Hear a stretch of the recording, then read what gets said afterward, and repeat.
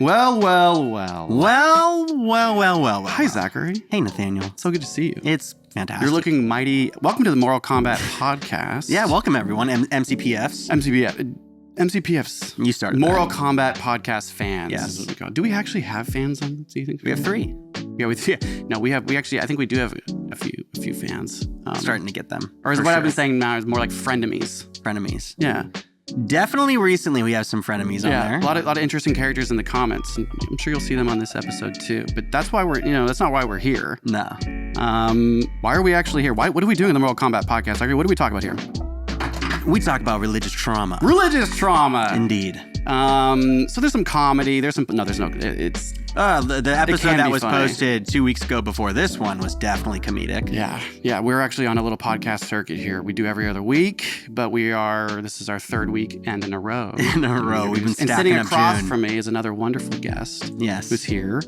And so we talk about religious trauma in this podcast. Zachary and I grew up in the Christian evangelical radical Calvary Chapel faith. Mm-hmm. Our father is a pastor, still currently, and we're doing this podcast in the same county that we were raised in. We're healing from being raised as radical Christians.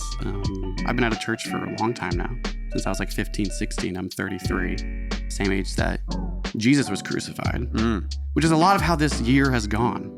Crucifixions. Huh? Yeah, crucifying things out of my life. There you go. I don't know however you want to say that. I could go so far on that, but let's just go into it's not about me today. No, it's not about me either. No, it's not about you either. But yeah, we're brothers. Yes. I love you. Love you. Let's jump in. Let's go.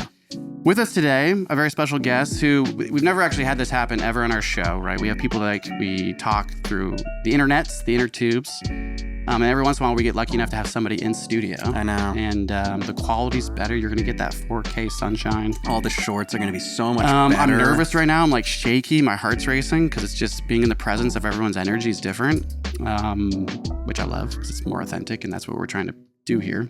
With us today is somebody that drove literally 9 hours, like 9 or 10. I'll let you say what it is, but she has her own podcast. Obviously, she has a story that has something to do with religious trauma, and that's why they wanted to be here today, which we're so thankful. So much gratitude for her. But she does have her own podcast, and it goes by Grow with Shea. Today we'll have Shea Quinn on, who came from Medford, Oregon. She's also part of The Waiting Table, which is another podcast, her and a group of other people that I'll let her describe those things.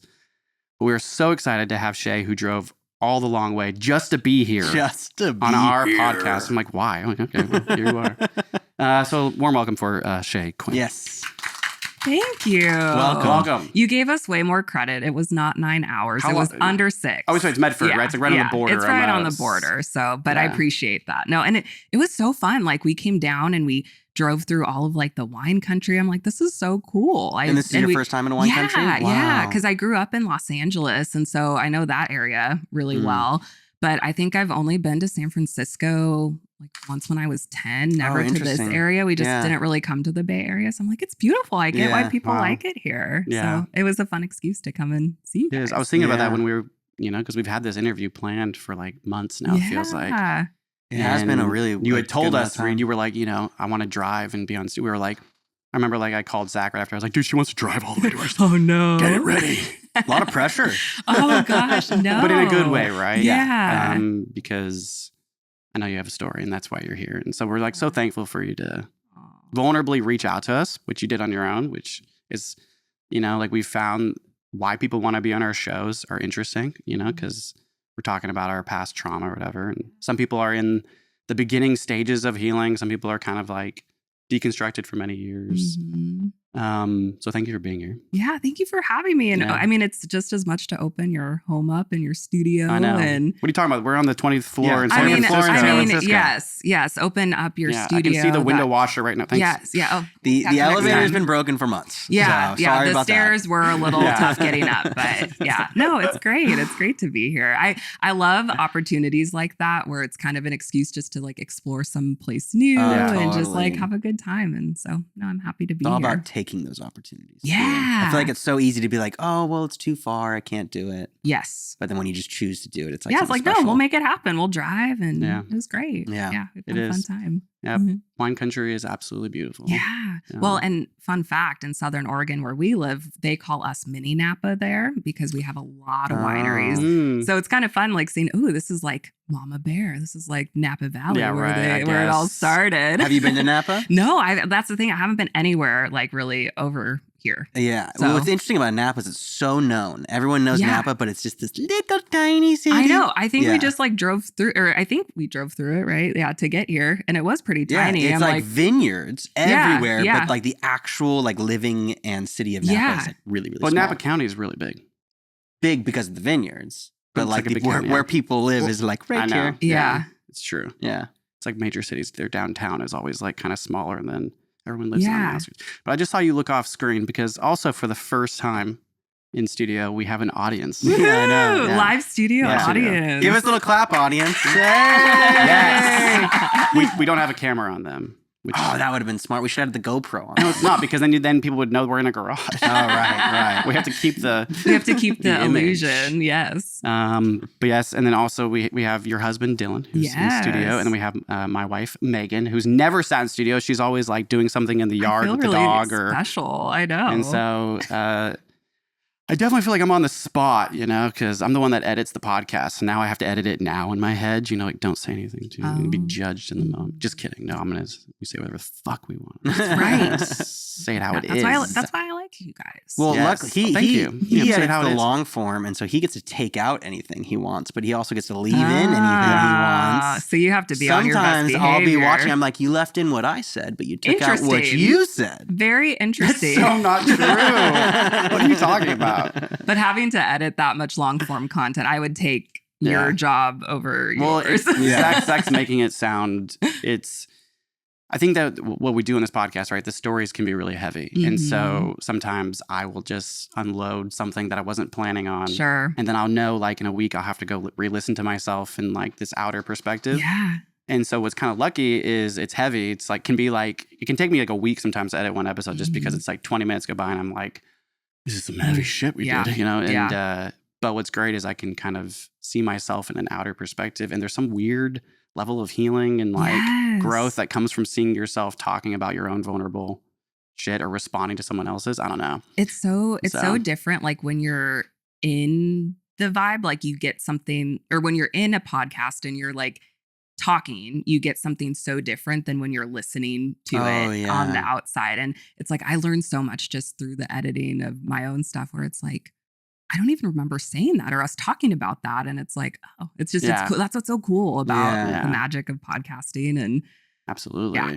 it's cool. I've really learned how to listen better. Before we were having any guests, it was just like and we were doing it every weekend. And so Zach would come here and we would just sit here. We're getting maybe like 20 views, 15 views an episode of that. Not even. And so we just knew nobody was really watching it. Yeah. And it was like a really crazy time of learning how much I didn't, like the first year was like, man, I don't listen to my brother talk about his shit at all. I'm not listening to him. I was like seeing my ADHD and my like narcissist, like the ways it was just kind of like, because there's nervousness when you're talking on camera, like it was really interesting to see how much we both were able to work on, and like giving space and like, and so, it's been a really fascinating ride. I feel like it like trains you how to have better conversations too. Definitely.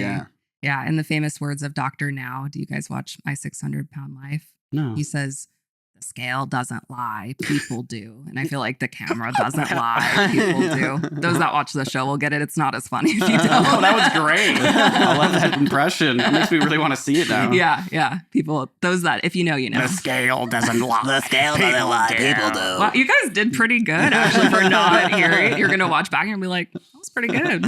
I think I've seen the Doctor Now. Yeah, Doctor Now. I've seen it. Doctor Now. Yeah. It's a good play on Doctor Who. Yeah. It is. I love Doctor Who. Well, we're here, the Moral Combat Podcast, and you have a story. I have a story. I guess my first question, there's really no structure to this. I have this stack of papers that have some really amazing ChatGPT influenced questions. Because we do everything on our own here. And so these are great questions. And I always have these here if I really want. I've never used them. I think it's about like, so much of what I've learned is like let's just jump into it. Great. And one of the questions I like to ask to get into it is like, why in the hell would you want to come on camera publicly? Because I know you have your own podcast. Sure. And a lot of our guests don't have their own podcasts. So I know you're familiar with this space and this sort of kind of performative energy. But yeah, I know that you follow our podcast and you've been following it, and we don't always get the nicest comments of the people that come on and the stories that are shared here. And so why would you want to come on a podcast to share this story? Are you here? Yeah. Like, what was it about you and your situation? What got you here? Oh man, I think it all leads back to having a story, right? And part of my story where I feel like a lot of this self-discovery journey where it started was when I had weight loss surgery or bariatric surgery in March of 2022. Wow. I was only 27 at the time. And I think that was really just the kickoff and the catalyst to going, who the fuck am I as a person? Like, and I think that's normal too, especially in like your late 20s, you're kind of trying to figure that out. And it was just a really interesting time, especially connecting with my mind and body for the first time. How I talk about it a lot is I felt like before having surgery, I was kind of just this floating head. I wasn't connected to my body at all. And then after having surgery, it was like I had to learn how to do everything from the beginning. I had to learn how to eat for the first time again, drink for the first time. And in that, it was just such an intense experience of like expressing emotions for the first time. And also too, just to give you a little bit of context, before even having surgery, I have my master's degree in psychology. Like I've done lots of therapy. Oh, cool. Like I had I had done a lot of work up to that time, but something about that experience, it just made it all connect in a different way. And so it was after that I just started looking into what I believed in more of like my religion. I grew up in a Baptist environment, so like very fundamental Christian as well, down in Los Angeles. And I just started like, there's always been stuff about the religion that I'm just like, oh, I just don't like that, or that doesn't feel right. Like how people are treated who are part of the LGBTQ community. I just have always hated that it's wrong. And I feel like part of being in that religion, I just always felt like I wanted to love people in a way that I was never allowed to. And I'm just forewarning, I tend to cry a lot. We have Kleenex here. Oh, perfect. I love it when they get used. I know, good. That's a good thing. No, but that's, I think, part of too where, thank you. Yeah, just bring it over here. If you guys need it, I'll pass it around, but it'll be me for sure. But then after surgery, because I was just looking for other people that I could relate to and kind of just connect to. And I just didn't find a lot of people. And I thought, well, this is a big experience that I've been through. I'm learning who I am and who I was created to be. Why don't I just try to share this for maybe the person who's like me, who is on that same journey too? And so that's really where it started. And so like, I remember the first YouTube video I did where I like cried on it because I just would never cry in front of people, like ever. That was like the worst thing I could have ever done. And it was just something that was so healing about it because it's like, this is who I am. Oh, yeah. And so I cry less now, believe it or not. Yeah. While you're crying. I know, believe it or not. But this feels good. I think it's just a new space to be like sharing my story in that kind of way and showing that this is like who we are as human beings, like expressing emotions. This is normal and good and just something that I just felt like I was never allowed or taught how to do growing up in the way I did. So with you, it's like I've been sharing my story now for the last couple years to where it's like, oh yeah, that doesn't scare me as much in the beginning. It did. It was so scary. Like I could have never been on a podcast like this, like right when I started. But now it's like, no, this religious aspect and the spiritual aspect is just another part of who I am. And so it's just cool to like share that with more people and just have it be received in a cool way. And there's just so much that I've gained in that experience of sharing my story. It's like, I just learned so much more about myself and other people in that process. And that's what I've always loved. Like I've always loved people. And being in a space where I can just like show up and listen to their stories and share mine and just have it be so genuine and authentic. It's like, that's what I've been craving my whole life. And so any chance I have an opportunity to do that, of course, I like want to be involved with that. Oh, So, totally. and that's the vibe I got from you guys, where it's like, oh, these are just cool people that I just want to like connect with. And Wow. yeah. That's great. Oh, we love hearing that. Yeah. Well, that's our episode. Yeah. All right. Bye-bye. Yeah. And that's about it. No, I'm just kidding. Yeah. Well, I'm tearing up too. And it's been a long time since I've actually shed tears. You've only shed tears once on this podcast. But tearing up, like, so thank you for initiating or, pushing me I'll to always feel be the feels. I'll always be the first one to cry because then what's breaks nice. The ice. Yeah. What's nice about authenticity, like everything you said was so beautiful. So thank you for getting to the place you are in life to be here today. Thank you. Well, thank you for receiving it. I know it's hard ass work. Oh, yeah.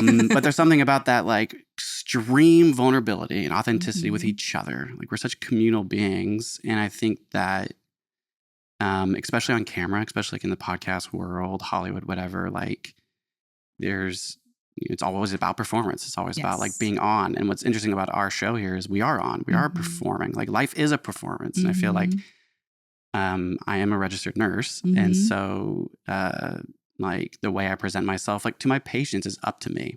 I can like perform or I can just be authentic. And one of the things I've learned with patients is like most people are really honest and authentic when they're really nervous and scared or have something scary coming. Yes. And when I reflect that back at them, where I like match with my own vulnerability, their fear just lifts. And I think that like humans are supposed to be doing this. It's like, because fear isn't bad, but like if we can be scared together, then there's like sort of like, oh, we're good. Like at least I'm not alone in this journey. So that was really beautiful. But I am, before we like jump into the growing up Baptist in Oregon, right? You said you're in LA, actually. Los Angeles. Yeah, Baptist in Los Angeles. Well, and a little bit in Oregon too. That's right by Marietta. Oh yeah, is that in Santa Clarita? No, that's in Marietta is Costa Mesa. Oh, yeah, Costa Mesa. Yeah. And that's where like our cult started. Okay, cool. I only know that it's in Costa Mesa because I've heard Costa Mesa since I came out of the womb. Costa Mesa. Costa Mesa. That's where Dad graduated. Yeah. Costa Mesa.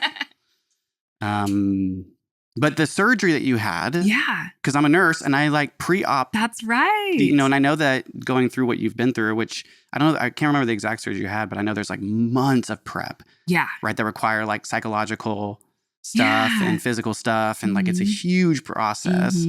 And so I know that's life-changing. Yes. So congratulations on that. Thank you. So fucking cool. Thank you. Meeting these people right before they have their surgeries, like, or these people, like patients or individuals is, it's like the most unique. Most people are like having hips and they have to have physical therapy, but these people are like so in a certain like really, really vulnerable place, right? Yes. What was do you feel comfortable like talking? Totally. Of course you do, right? Because your podcasts are about this. Yes. What was the name of the surgery? Yeah, so I had the vertical sleeve gastrectomy, or VSG is how they abbreviate it. And they take out basically 80% of your stomach going vertically, and then they staple it up and take it out. And a lot of the misconceptions, and like I had these misconceptions before learning about it, is I thought weight loss surgery was just so you ate less, and that's what I thought. But it's been really cool learning about how obesity is a disease and it's not often treated that way.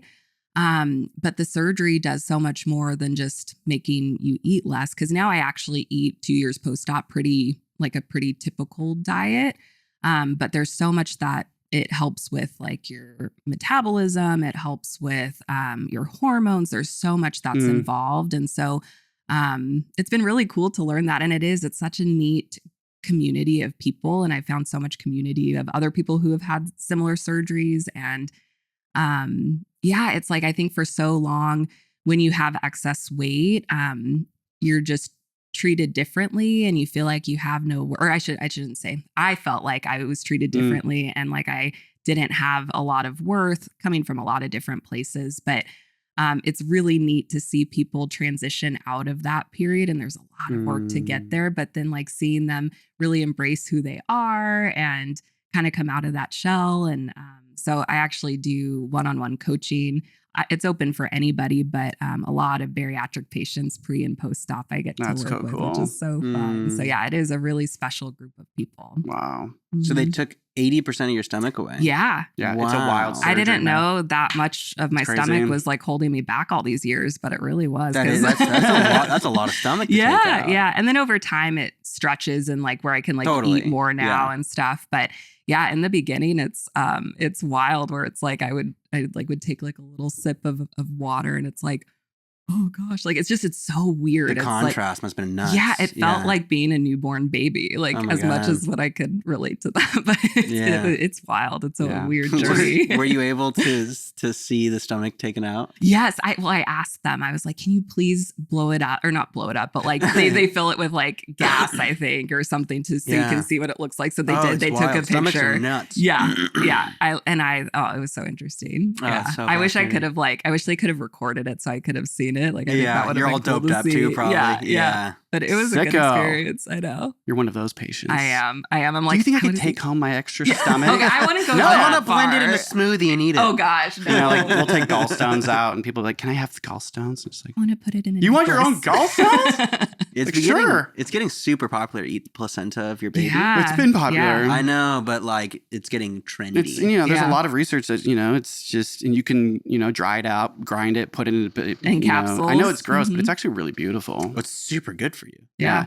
And depending on what psychedelics or plant medicines you do, it makes a lot of sense. Yeah. Just eat yourself and you'll survive. No, different. Not quite. A little different. No. Produce new life, then eat yourself, eat your then children's you'll survive. Wombs. Wait. What? I don't know. But so amazing. I know that getting the surgery done is just like, I'm just like, so much healing, I imagine, went down mind, body, and soul. Yes. And so I've met people that are getting close to surgery date and then don't end up showing up because something really. Well, yeah, because it's like scary. she said, this is a disease, right? And like we all have our coping mechanisms, right? Like I don't know about you, but like food is a huge coping mechanism for me. Totally. And so like having a healthy relationship with food. I mean, like we've talked about so much in relation to religious trauma, and like we grew up in a family that was like pretty basic food stuff, but our dad, who, we love our father, the pastor. Yes.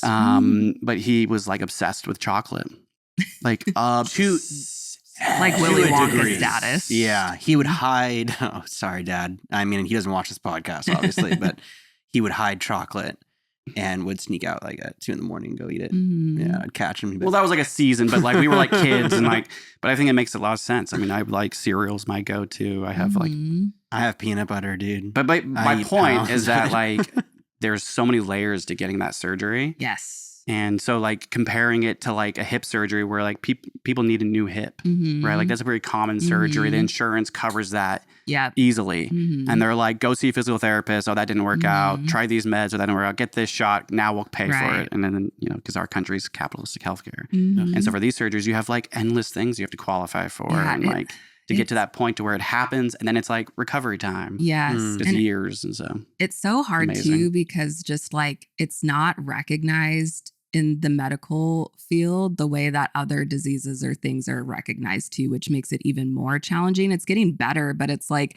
so many people in the community share stories of like, oh yeah, I went to my primary care doctor and they said, oh, just eat less and move your body more. And it's like, no, this is a disease. And like all of those things contribute what we've put into our bodies, our mental and emotional well-being, how stressed we are, all of those things contribute. But that's what's so sad. I just think that people who have excess weight often get overlooked and get called, oh, they're just lazy. They just need to eat less and like, stick to a plan. And it's like, I'm proof of that. Like I did a lot before ever deciding to have surgery.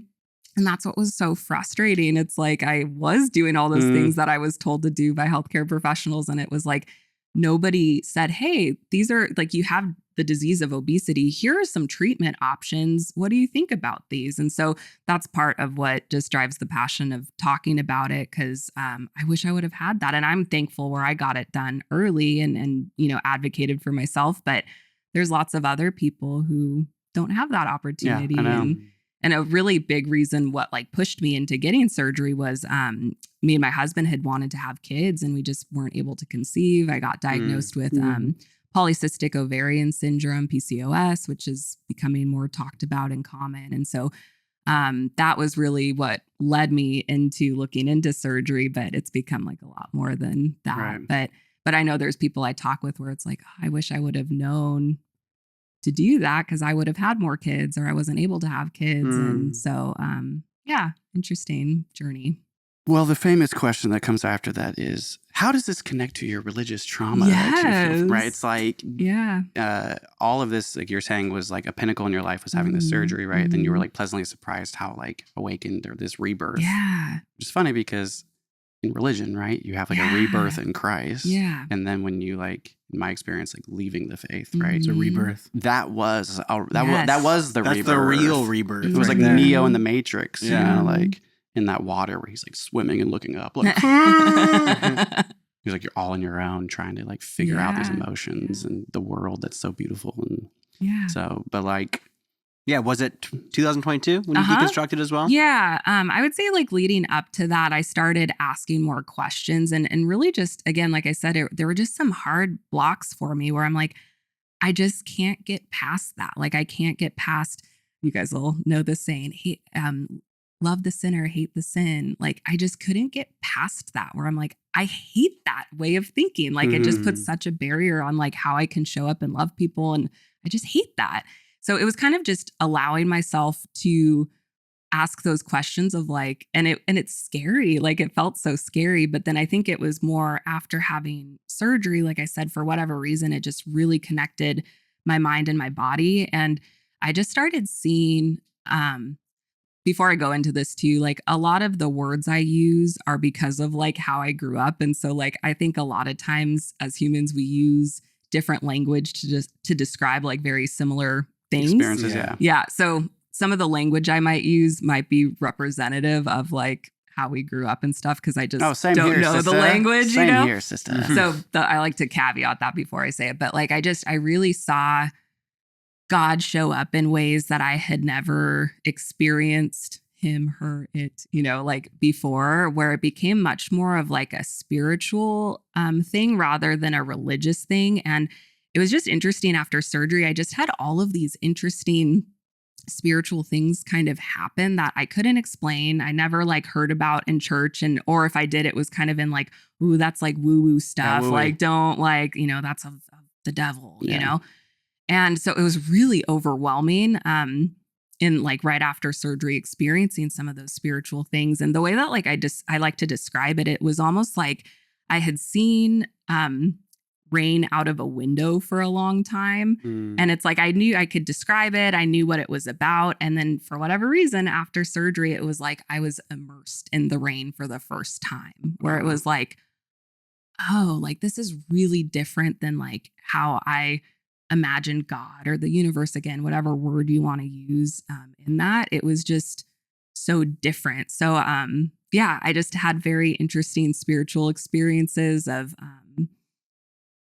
I would get like, I call them like God phrases in my mind, or like started hearing, not hearing, but sometimes like getting words or phrases that I knew like weren't the way that I talked. And I don't know, just interesting things like that I had never experienced before, where I was like, and I felt crazy. Like I felt crazy. I'm like, something's wrong with me. And now over time, I've been able to kind of learn how to integrate the two pieces. So it's not like I'm kind of lost in that spiritual, like, oh my gosh, this is just so crazy. The world and the universe is so much bigger than what I thought it was. And then like having to integrate into like being in reality and normal life was kind of hard. But now I feel like I've found that balance. But yeah, and it's hard sometimes to talk about because I know not everybody who leaves religion experiences those spiritual things in that same kind of way. And so like, I'm always careful not to be triggering in that sense. But yeah, I don't know. It's just, I've learned a lot, and I've seen that I know a lot less than I thought I did. And I think that's really cool. And I think it's just a lot bigger than how I was taught the Christian God is. So yeah, I don't even remember what question we started with, but I think he was asking about when you really started to deconstruct. Yeah. So I would probably say like then the short answer, abbreviated, is like that those first 6 months after surgery were really big months of doing that, of just like, it was intense. Oh, amazing. Yeah. So very recent. Yeah. Mm-hmm. Yeah.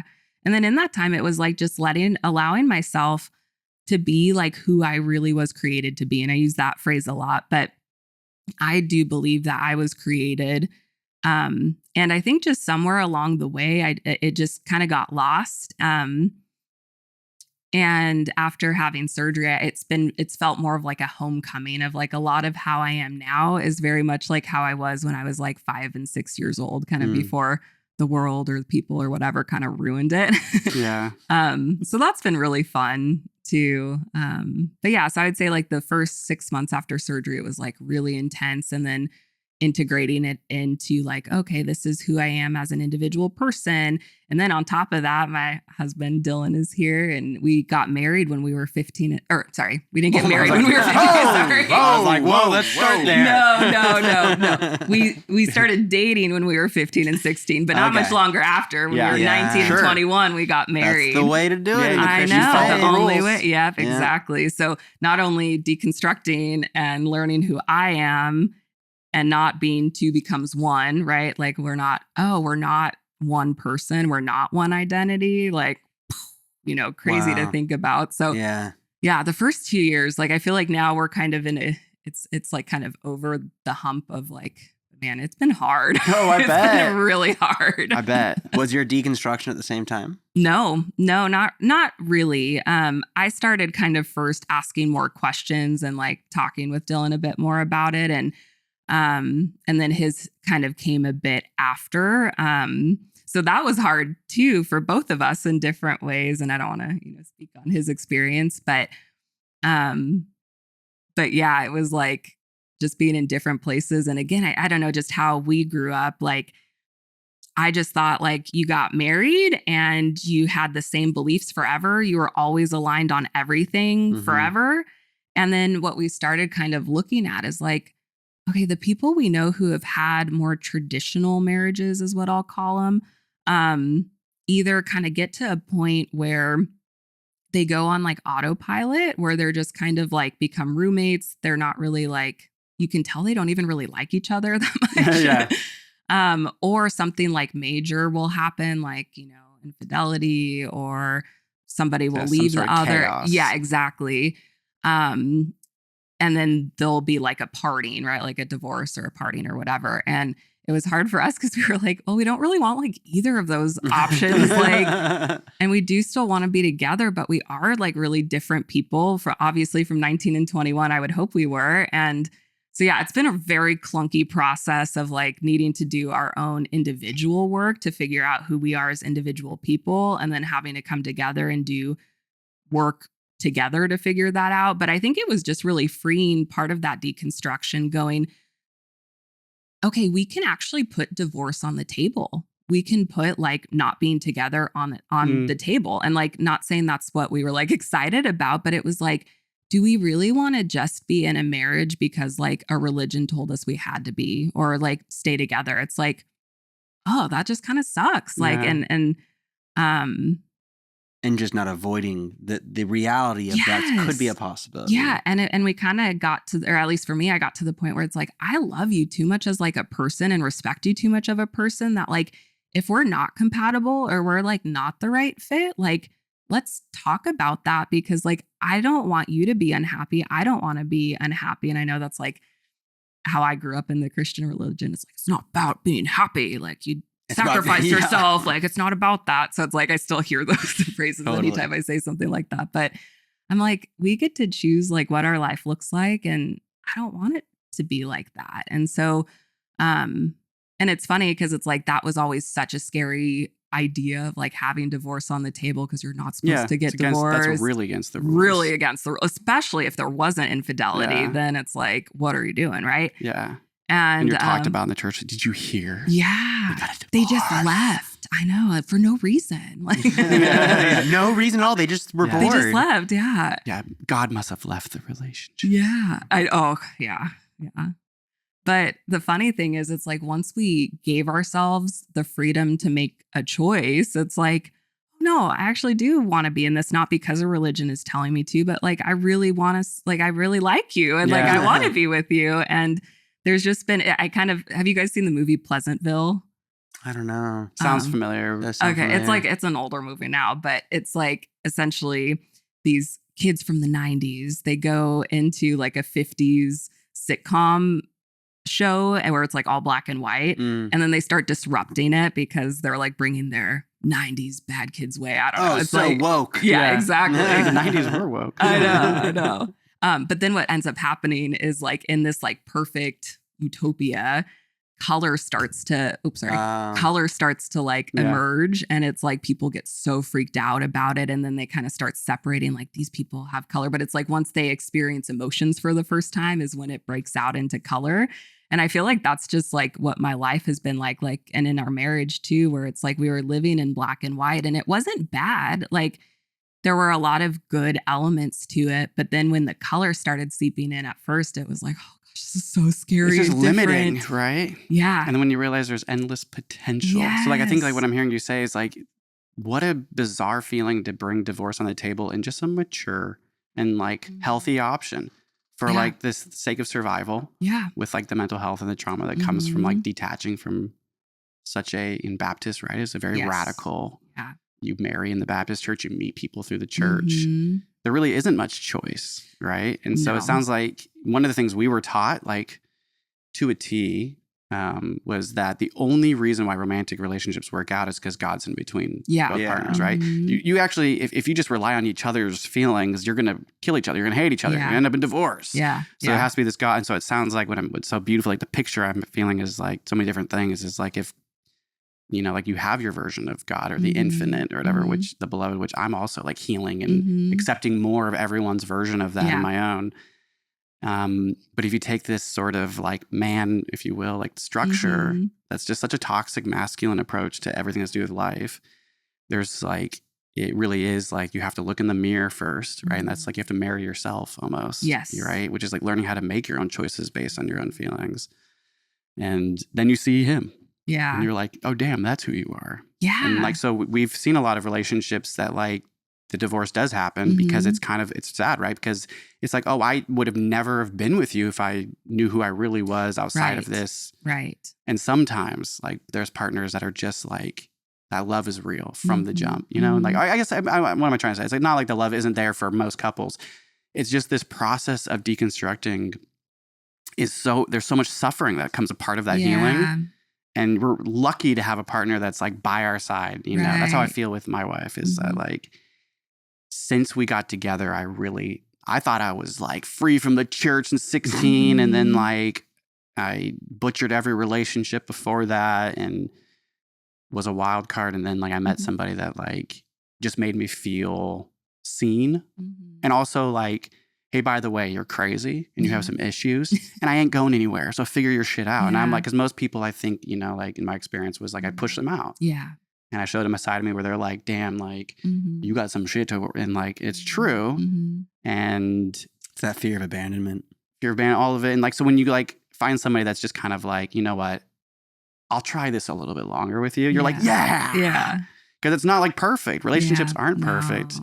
But you need that sacrifice in a relationship. You need someone that's going to be like, I'll still fight for you. You don't have to be perfect, but you better be working on yourself in some sort of way. Yeah. I think that's a huge part. But I think like black and white, if you have Jesus instead, then you don't really need to be worrying about too much like that, all that suppressed shit from your childhood. You're also or that not accountable. Accountable. If Jesus can always be in between, solid there's points, no accountability for take anything the accountability off me, and that's like such a huge deny yourself. Yeah. Right. Well, and that's so much like what me and Dylan have had to like work through because it's like all those things of denying yourself, sacrificing yourself. But it's like what I've experienced for myself is I couldn't fully love anybody. And this might sound a bit cliche, but I couldn't fully love anybody until I learned how to love myself. And how do you know how to love yourself if you don't even know who you are? Right. And so it's like looking in and going, yeah, you know, ooh, there's some hard parts to kind of get around. And, but it's like, I just so wish that I grew up in a home where my parents knew who they were so they could have fostered who I really was. Generational trauma. Right. And so it's like, I guess just from my experience, looking in that mirror, seeing who I am and not having it be, oh, like I'm just, you know, a child of God, or I'm just, all these titles that I feel like I had to wear for so long. It's like, no, I'm just Shea and I was created this way. And you're perfect the way you are. Yeah. And I'm worthy and I'm loved 100%. How I am. And I think that's too why it made it, putting divorce on the table or like talking about it as an option. It's like, if the worst thing were to happen in our relationship and Dylan said, you suck, I don't want to be with you anymore, which he would never say because he's a really cool guy. But, and he left, it was dealing with, I had attached so much of my worth onto our relationship where there was a point where if that would have happened, I would have just been over. Like I just would have been crumbled because it's like so much of my identity was being his wife. Right. And then it's going, no, like if that were to happen, like love can exist in a lot of different ways. And I feel like that would be such a loving thing if we knew we weren't happy and we weren't compatible anymore.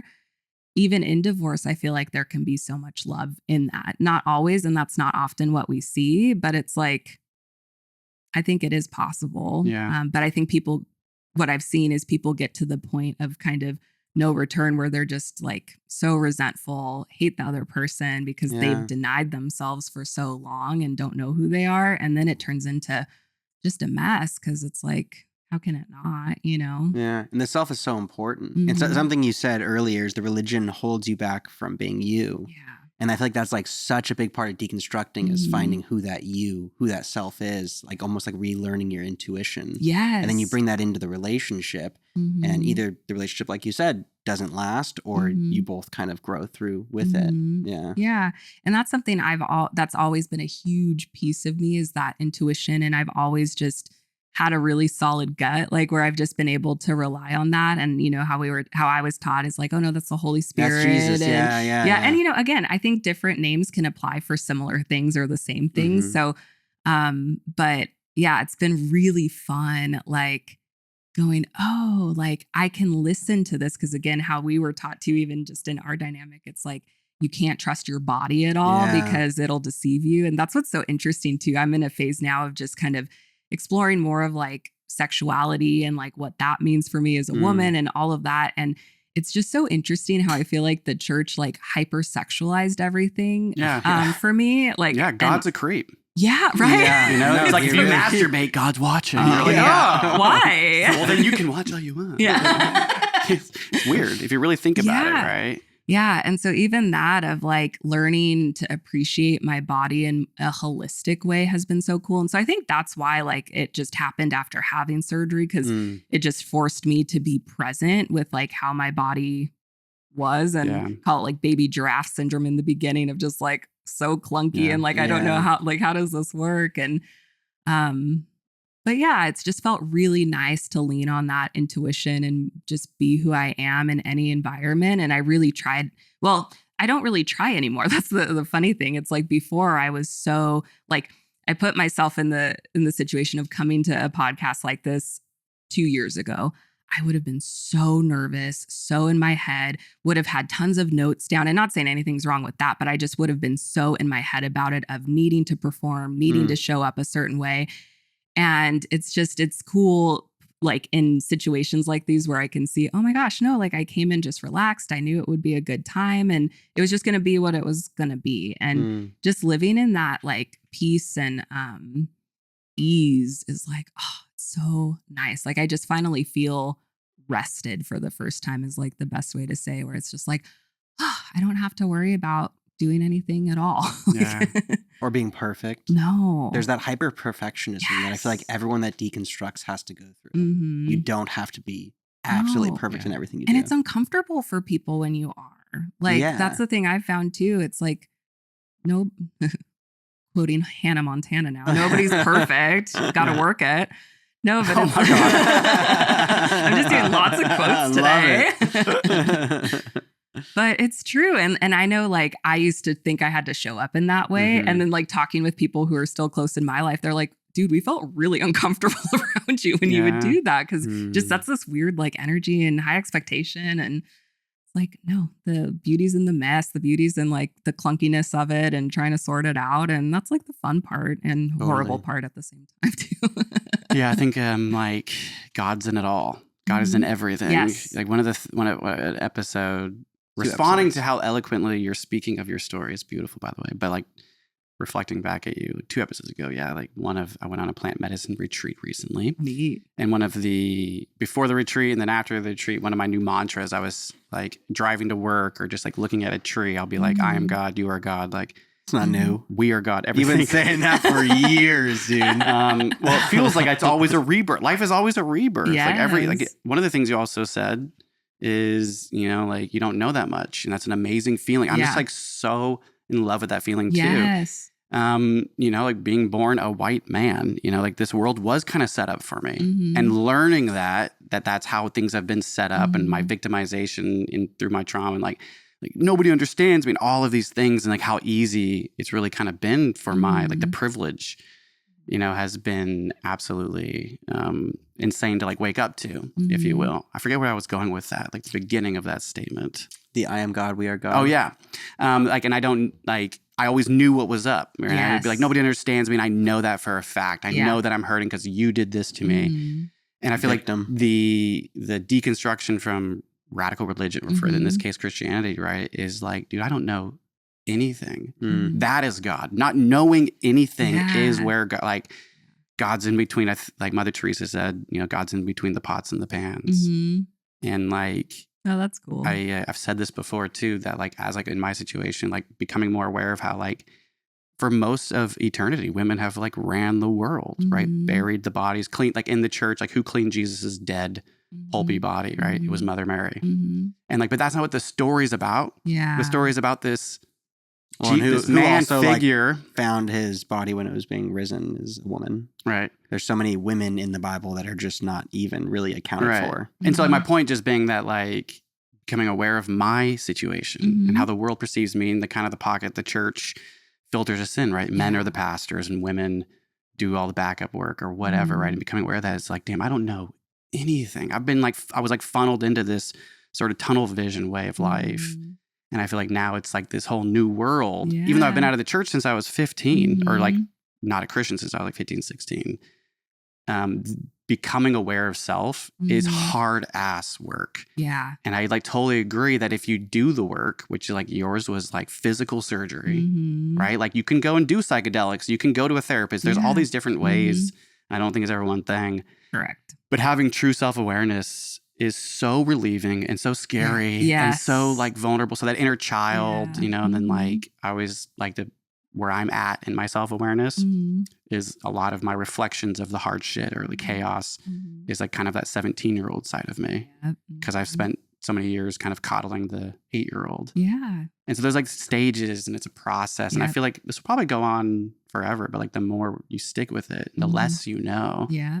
Like the more you know, the less you know. Like the more freeing and less pressure, right? The shoulders can come down and be like, oh, no, dude, we're all just, like bags of blood and guts. At the end of the day, saggy skin on bones. Yeah. Also taking away just like that knowledge of everything. I feel like being raised as a Christian, we had it all figured out. I always thought, I know the truth since birth. I'm so privileged. Yeah. Like I know everything. And poor you don't. Everyone else. Yeah, these poor people, I have to save them. But just taking that off your shoulders of like, I don't know much. I have a lot to learn. I'm going to keep learning. It's like so much easier to live. Yeah, it's like, bro, you don't know shit. There's this huge world out there. There's like millions of religions. Yeah. And so many plants and weird shit. Yeah. Well, that's why like I've created like my platforms to be Grow with Shea, because I've said this before. It's like when I stop growing and learning new things, like that's just when I want to be dead. Like truly, I mean that. Like where if I get to the point of just digging in my heels and just saying, oh yeah, I know everything, and like I don't need to hear anybody else's perspectives, like I don't want to be here anymore. Yeah, it's like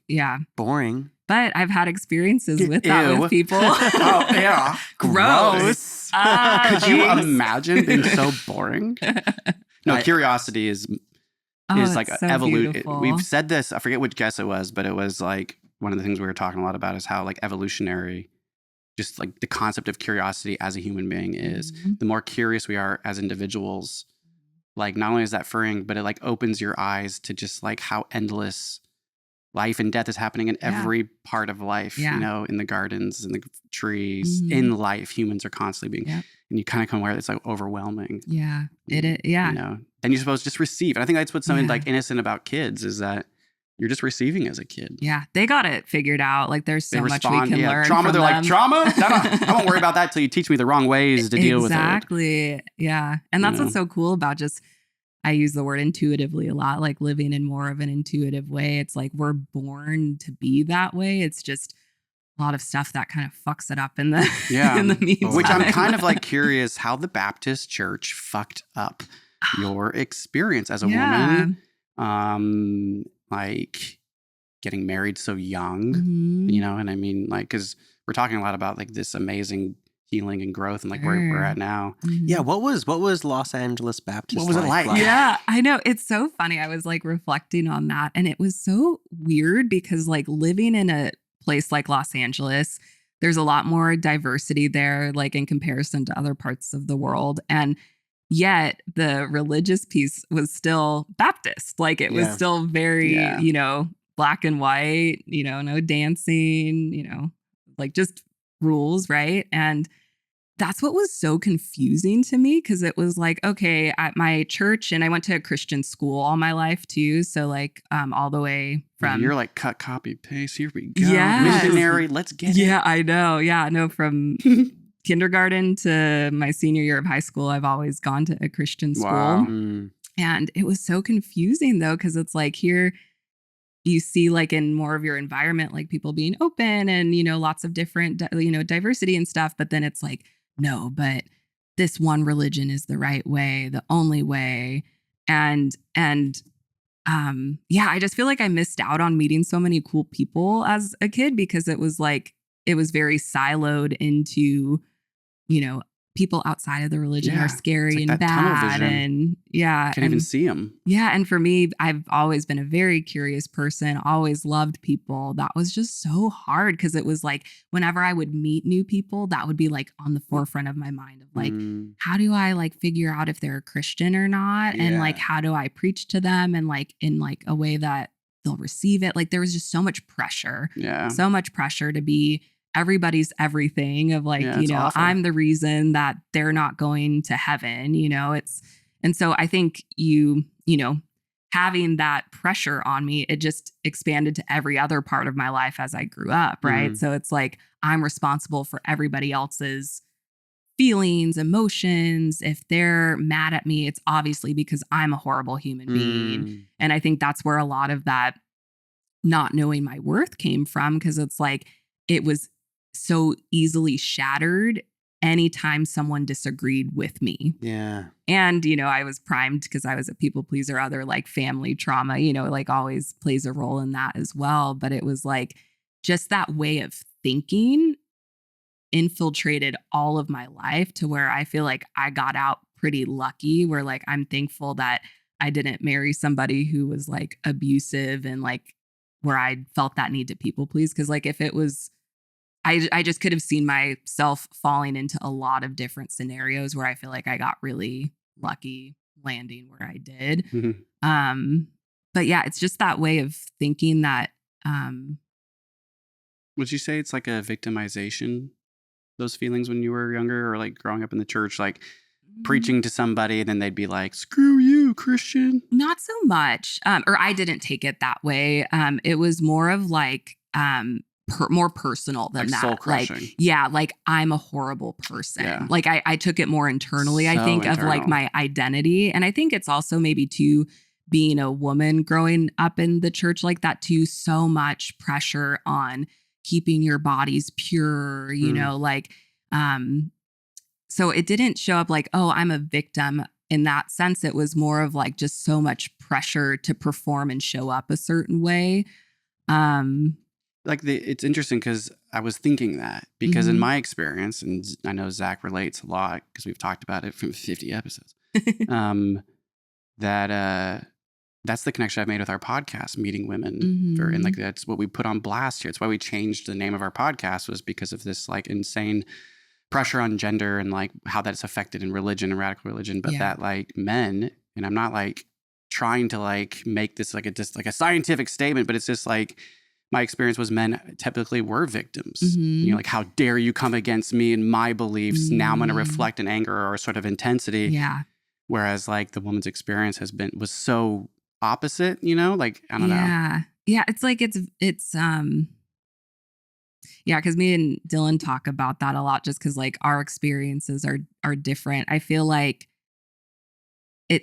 from my perspective, it's almost like a lot of men are hypersexualized and like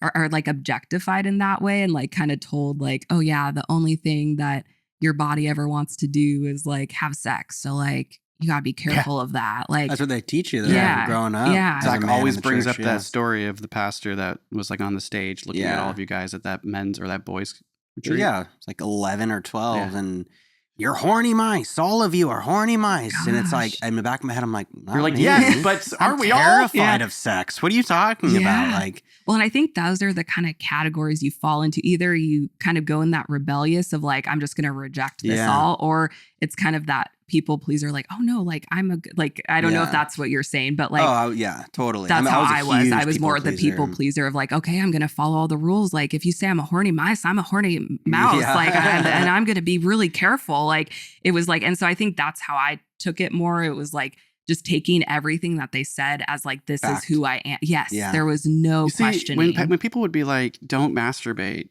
like it's a sin, I'd be like, that's all I'm doing. Yeah, I know. And I can't stop. I know. So it'd be like, I'm addicted. It was always like, I can't, like my response was always like aggressive. It was always like, tell me not to do that. And at some point I was like, I have to do that. Yeah. Because you've told me that I'm not supposed to do that. Well, you say it enough times and it's like you're brainwashing people that this is the only way you can be and this is who you are. Like that's like self-fulfilling prophecy. Like that is going to happen over time. And not to take I also want to be careful. I don't want it to be like victim blaming in that way, or like you know, like saying that, oh, it's not their fault if someone, you know, causes sexual harassment, or like, you know, there's lots of things wrong with that. But yeah, it's just like when you hear that for your whole life and you think, oh, that is the truth, so everything this person says is the truth, then I just took it more like internally that way. It's really interesting.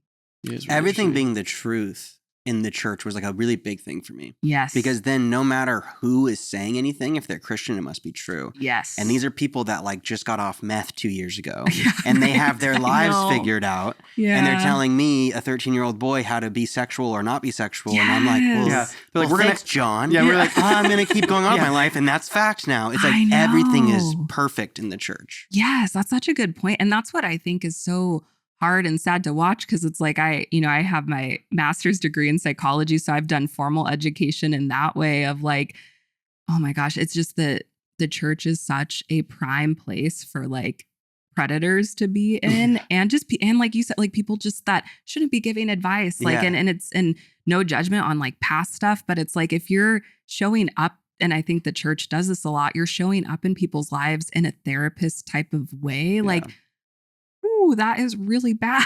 Like that's really damaging and scary. We grew up and there was, I'm thinking about them right now. They were like somebody that was in and out of prison, which I know the prison system's really fucked up, but this was like a guy that was in and out constantly. And whenever he'd come out, he would like be back in church, and then he'd end up being like a leader. And then something bad would happen, and we'd be like, where is he? And to be like, oh, did you hear he's back in prison? Yeah. But it's not his fault. Yeah, of And then course. like later down the road, you're like, oh, it was always his fault. He was like, you know, like. Doesn't everybody have like an uncle who like that's their story? Yeah. Like I feel like that's like everybody has an uncle that's them. Yeah. And it's so true, especially because I know who you're talking about, and it's like, I like the person. They're wonderful. About. He was a really sweet dude. I mean, I don't even know if he's still alive. I mean, he's the most real person. I think that's why they ended up in jail, because it wasn't like the church was facilitating their addictions or their rage or their toxic masculinity. Resources. It was more of like, hey, here's a stage. Why don't you go tell 12-years-olds not to masturbate? Yeah. And then go deal with your own shit out of it. We don't want to talk about your meth addiction. Yeah. Or it's just people looking for community. Yeah. It's like people desperate for just community, and they can't get off drugs and they can't stop breaking the law. And so they find Christianity, and it's like, you're welcome here. And also you're a male, so you have power.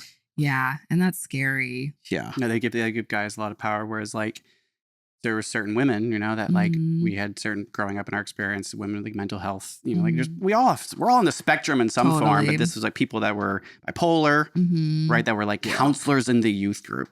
Oh yeah. Yeah. And it was like at a young age being like, we all kind of without saying words, all the kids knew like, yeah, but that leader or that counselor's shaky. Something's off, God isn't working in their life the way that they must not be doing lives, something right. Right. Yeah. It's like, and so it's just not a place that gives you much more potential or options outside of the way of Jesus. No. Right. Or just praying about it and keep getting involved in the church, keep getting involved. And God forbid somebody finds something that they discover that's outside of Jesus that helps them, heal. Yeah. At least that's like how it was with Calvary Chapel, right? Like in ours, it was so radical, but it was presented as such a cool and like anyone's welcome. Yeah. But with these stipulations. Yeah. If you're gay, which by the way, happy Pride, it's June 1st. Yes. Oh yeah. And I don't think our episode's coming out in June because we are stocked up. This won't be coming out until early July. We are celebrating June 1st Pride here. Yeah. So in the church, it was like, happy Pride, get the fuck out of here. We celebrate the rainbow of Noah's Ark. That's right. Exactly. Well played. Yeah. And only if you're part of Noah's family are you allowed on this ship.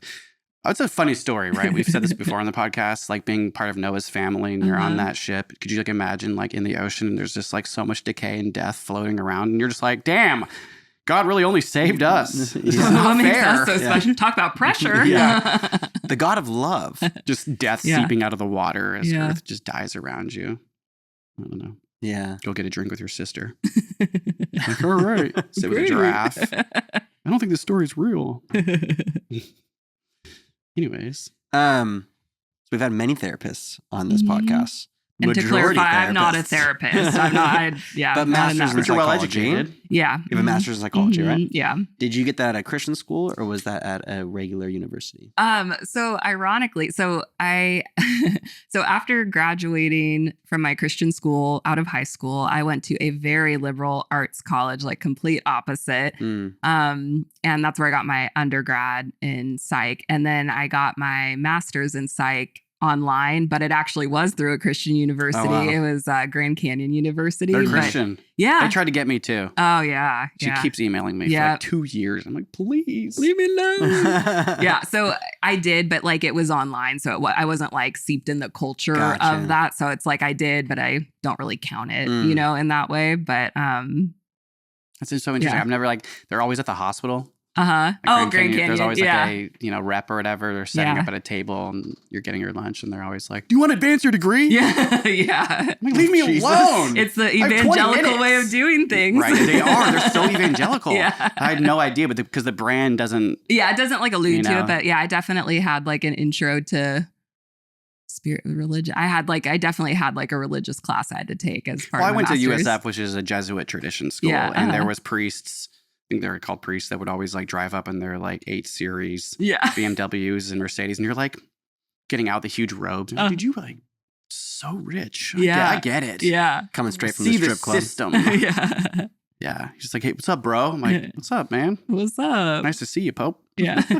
Those Jesuits. Sorry for wearing like a leather jacket with Dr. Pope on the back. So Grand Canyon University, you got your master's in psychology. You don't consider yourself a therapist. We in our show also don't have answers. That's like one of the things that we... Nobody does, actually. But it's just like, I think that what is fascinating, though, about our podcast that now has these stories that people have like come on to share is that there's a lot of answers in the stories. Yes. You don't even have... not having the answer is the answer. Correct. Right? And I feel like one of our answers can be authentic conversations, vulnerability, like real vulnerability. Yeah.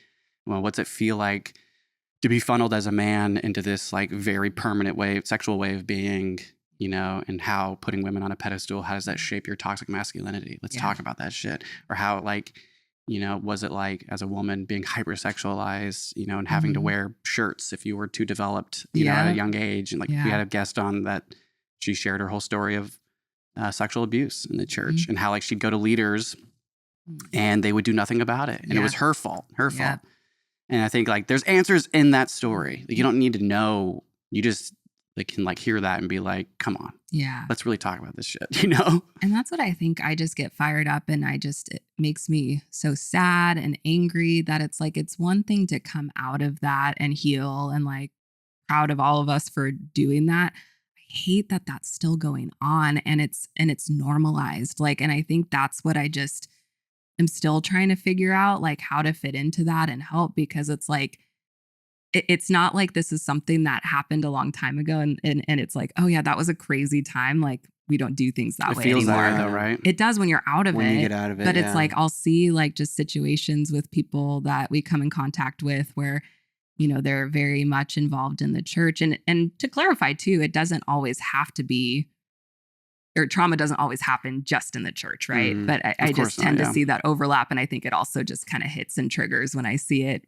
coming from more of like a religious family, like the way that they talk to their kids or like what they do. It's just like, it's hard to watch trauma in the making and like know what to do. And it's like, it's not my place to say, don't do that, you know, but it's like, it's so sad and hard and heavy. I feel that.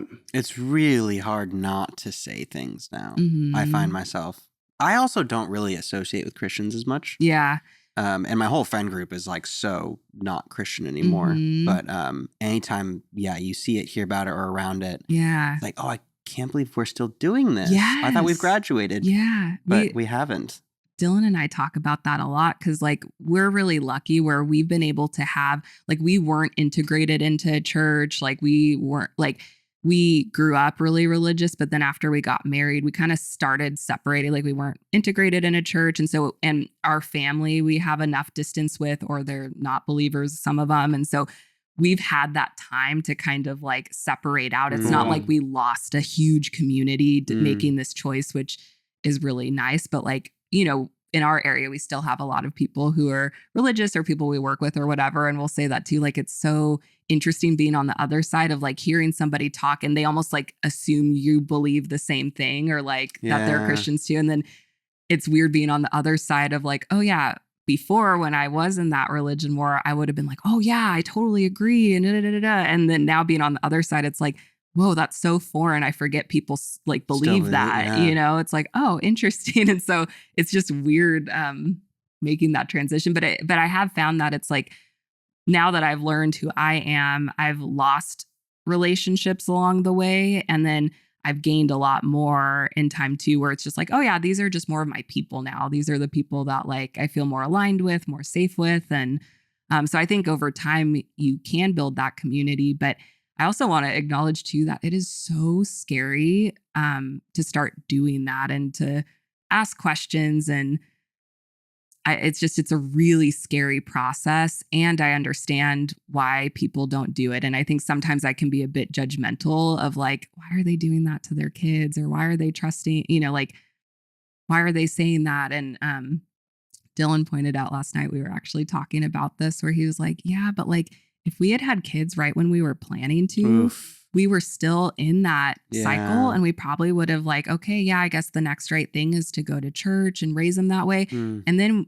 he's like, and then if we were kind of in the place we were now and we had, you know, 5-year-old, 8-year-old, whatever, and we had to make the choice of like, this is our whole community, but I don't know if I believe in that anymore. We're kind of this far in. Should we just kind of keep going? Because there's a lot of structure and safety and community in that. And it was just a good perspective because I'm like, oh, that's so true. Like that easily could have been where I was at if we had had kids like when we planned on it. There's just so many things involved. And so it's a lot easier, I think, for people like us where we weren't super integrated in a church. We had more of that space and room to really think about what we feel and what we believe in. It's not like we had as much to lose in comparison to other people. And so I think I just want to try to remember that too, because I can just get really frustrated and judgmental at times where it's like, what are you doing to your kids? How could you not with what you went through? Yeah. Right? Yeah. Like not having any sense of self. Like I have my son, you know, that my wonderful wife is here to help raise with me. And we get him every other week. And he's split between two families, and his other family they're hyper religious, and then his grandparents, of course, being our parents, are pastors. Sure. And then the grandparents of the other family too. They're all yeah. Yeah. And I would feel that so much. And I knew in the moment, like his 5-year-old self or 6-year-old self would say things that were so what I, like, it was like watching myself in a mirror as a kid. And that innocence of like not really having any sort of understanding of hellfire yet. Yeah. Or this idea of like dying in hell, or at least like you're not conceptualizing it. Your body's definitely taking it in. And I'm seeing him have similar like fears of certain types of movies, like where like certain psychological movies that aren't even that scary, but like make his mind go so wild, probably because there's like, it's reflecting that sort of pressure of hell or heaven or one way or the highway, black and white. And so for like Megan and I, what's been so part of our healing with the kid has been like one step a little bit ahead. Like every time that I've reflected that fear, that's like, no, son, don't go to the dark side. We talk about it and it's like, wait a minute, that exact feeling that I have right now for him and being like hyper religious or radicalized as like a tiny white boy, you know, like in this culture that I would just hate to see, is exactly what our parents were feeling in the 80s and 90s. Totally. They were just doing, and so like so much of this podcast and other people's stories and my own personal growth has been to just let all this off the hook. Because, and like, but at the same time, like as I let them go and I see them as just like doing their best at what they found. I do think radicalism, if it's in religion or if it's in capitalism, or any form of like radicalism is a disease in and of itself. And if you get caught up in that disease or you catch that illness at a young age, like you said, you can just, that generational religious trauma can just be like thrown right in over the course of like 10 to 15 years. And then that kid is, you know, if it doesn't ever change. And so I feel like what I would hope is that like for Evan, like my son is within my healing, I've been able to let go of it and I'm not as scared anymore from him. I'm kind of like, you know what, like being able to heal on my own is being able to let everybody go, even my own son, because he's just a person. And one of the things that really shaped me was my parents' ways of being like over the top zealots on how this world is awful. And so most of the time he'll say things like, isn't that bad? And I'll be like, no, it's good. You know, and it's like there's so much opportunity for him to like bring a certain view that he's being given. And then we can reflect so much of the healing that's kind of like, yeah, dude, I get it. Like that's like one way. And then there's like endless ways and nothing, it's not about right or wrong, right? This or that. And so I really understand. And I think that like you were also touching on how like there's like a bigger culture here, right? Like we have the individual experience, but what is really happening when you tell people to deny themselves? You know, you start to like, and the histories are all screwed up, right? There was like, we never knew what the Christian church and the history of the Christian church really was. Colonialism, you know, slavery, racism, how everything in this country, you know, like demolishing whole colonies of people in the name of Jesus, right? Because I think we're seeing that in our own world right now. There's like a culture of radicalism, and I know that Christianity is spread wide and large in our world, but you know, we were raised in white radical Christianity.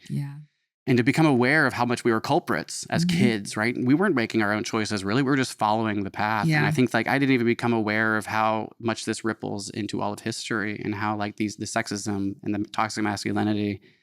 I think I feel that all the time where it's kind of like if I see families in our parents' church who have these kids, you know, these young kids, and it's kind of like I like would love for them to not be in that situation. But I like, as I've been able to heal and do this podcast, it's kind of like at least there's finally an internet and an opportunity for there to be stories that are being shared.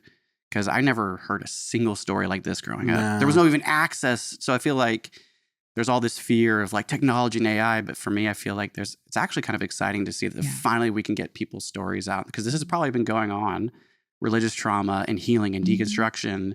And you look at the 60s, right? And like all these times our countries have had, and they've all been perceived a certain way in this sort of culture, this really sort of like colonizer, white power. I get really sad of like what's going on in the world in the name of religion and radicalism, and feel kind of helpless and senseless at times. And I think that is a part of our human experience that we don't have control over.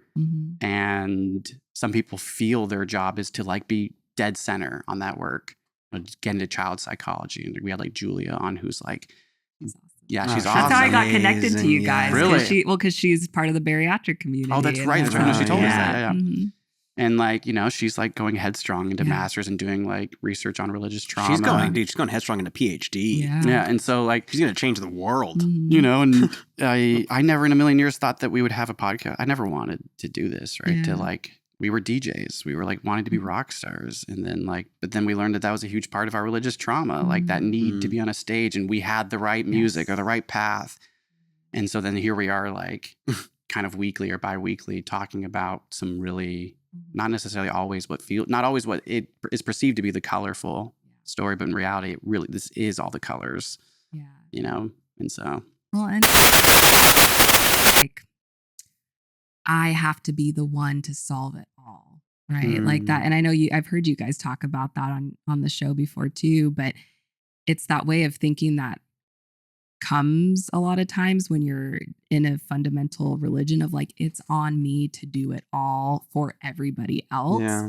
And I think that's what's been so freeing about this journey of sharing my own story. It's like I've been able to let go of that. And before, I used to just be so in my head about like how I could help and change, and like I'd change everybody else, and I'd just feel so much pressure. And it's like, and just, it feels very overwhelming, right? Because like, if you have an empathic heart, which many humans do, it's like you see all these things and it's like, I want to change everything and make everything better. And I think part of what I was taught in the religion I grew up in is like, you can, and that is on you to do that. And then it's stepping back and going, I'm only one person. Like, not that I can't make big changes, but it's not going to, for me and my journey, it's not going to be in those types of ways. And so it's like, that's when I get kind of overwhelmed and kind of stressed out of like, there's so many bad things that I wish could be different. It's like, okay, but how can I actually make a difference? And it's like, for me, it's just being who I was created to be, sharing that when it feels like it's the right time to share that with people, and then just like being open to receive that from other people. And it's like, that's all that I feel called and led to do. And not all, that's a big job too, but it's like, that's nice. Like, and then it's like, I can relax because it's like, that's more in the realm of my nature and who I've always been too. It's like, I'm not trying to force myself to do all these big things, or I see them as big things. It's like, no. And I also don't want to, like, sharing your story is a big thing too, but I don't have to be part of this big nonprofit group that does all this stuff to make an impact. Like, there's a lot that if we just start sharing our stories and receive those kindly from other people, there's so much growth and healing I've seen in that process just in the last 2 years for myself and a lot of other people too. So it's like, it obviously makes a difference in some way, but it's easy to get lost in for me, the overwhelm of it, going, there's so much to do in so little time. But again, I think that was very much part of the religion I grew up in that trained that way of thinking. Yeah, because this world is a evil world full of sin. And so one of the things, the triggering statements we grew up with, maybe you were too in the Baptist church, which is be in the world, but not of the world. Oh, class, all the stickers, you guys know which ones I'm talking about, right? You see on the back of cars, you're like, yeah, the Jesus fish. And I remember always seeing the Jesus fish that had legs. And I was like, they believe in evolution. Oh, is that what that means? The Darwinian, like, it was like people that the Darwinian Jesus fish. Yeah, and I remember being like, wow, that fish has legs, they're evil. Dude, I remember I was like, actually, that's real. The first car I was able to drive was our little Honda, and it had a Jesus fish on it. You mean the one that we would like Fast and the Furious with and like e-brake? That's you. I did. We all did that, whatever. But I had a Jesus fish on it, and when I got it, I ripped the Jesus fish off. Oh my God. And before you even like actually. Yeah, it's like 15. And I was like, I don't want to rip angry at God. Rebellion. But the outline of it was there forever. Oh, it was. But always, it like freaked Mom out. Yeah. Aww. Yeah. Mom was scared a lot of the time. Let's talk about your family. Yeah. If you're open to that. Yeah, definitely. It's always a hard thing. And it's been really cool to watch how you guys have done that, because it's hard to know how much to share that's not my story, right? But when so much of it overlaps, it's hard not to. But yeah, I grew up in Los Angeles. My parents got divorced when I was like 6 or 7.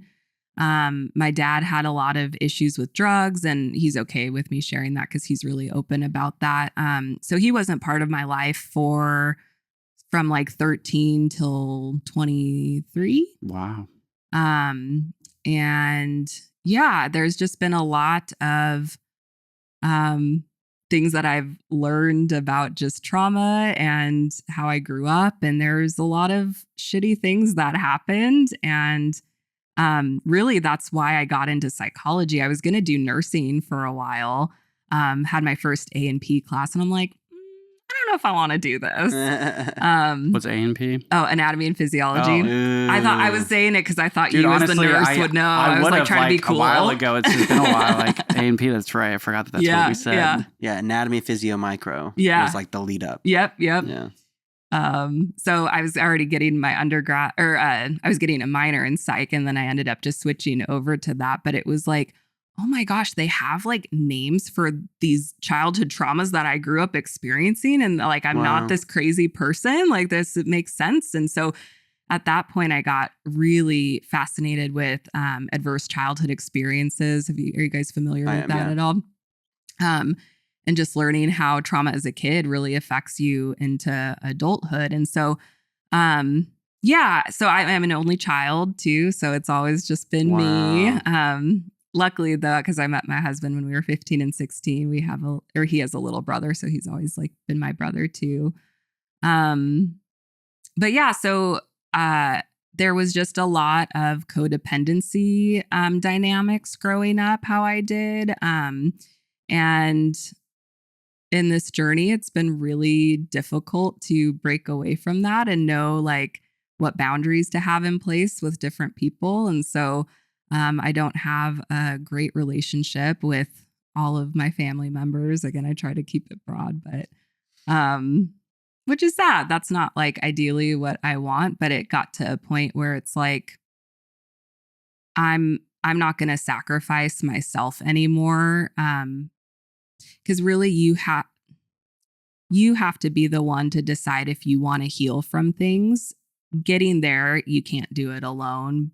But if you dig your heels in and you say, I like how I am, I don't want to change who I am anymore and deal with it, it's like, that's not going to work for me then, you know? Mm-hmm. So unfortunately with like some family members, I don't have a great relationship with anymore because I am a very deep person. I like to have deep relationships and deep connections. And I faked it for a lot of my life growing up, and I just can't do that anymore. And so, it's unfortunate. I wish it was different with certain people. Was it the deconstruction that pulled the relationship away? Honestly, it was my surgery that was the catalyst. Yeah. It wasn't so much about the deconstruction, but like it was, because luckily like with our families, some of them are a bit more religious than others, but it's never been like, sounds like more like your guys' situations where we had like a pastor as like a family member. We don't have that type of thing. But really it was what I noticed, the common theme was that when I started to realize that I was a worthy human being, it just kind of enhanced relationships and brought out what was already there. So like with certain relationships, it just became clear very quickly, like, oh, they just use me and don't really care about me as a person, unfortunately. And then with other people, it's brought me really close to them. But it's really a painful experience when it's like your family that are the people that like don't really love you for who you are. Like, tell me about it. Yeah.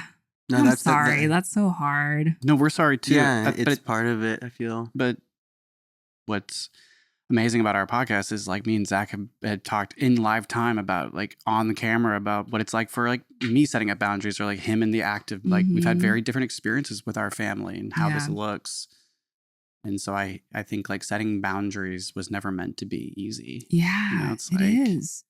And it's hard when it's like the boundary for me with family members, with some of them is like, I like can't even be around you or talk to you. Yeah, it sucks. It does. But we've met people that like everyone takes a different approach. Like we still have I like to consider it like I still have a relationship with my parents. And I'm surprised that I still do with the amount of like situations I've thought of. And I think that like to each their own. I've learned so much through this cast. Like I've learned from others being like, damn, like you haven't talked to your dad or your mother in 5 years. I'm so sorry. And they're like, yeah, it sucks, but I'm better off for it. And I'm like, yeah.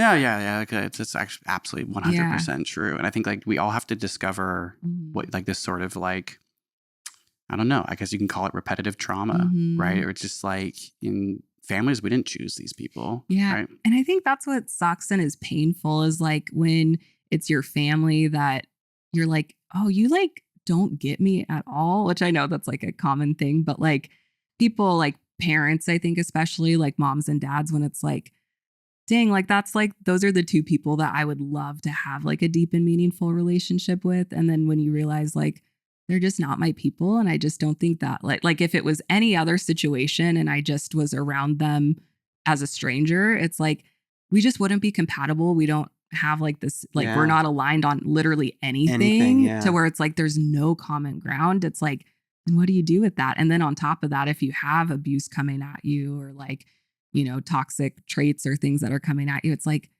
okay, my options here are like to not talk at all or to just kind of put up with it. And it's like, I'm done putting up with that now.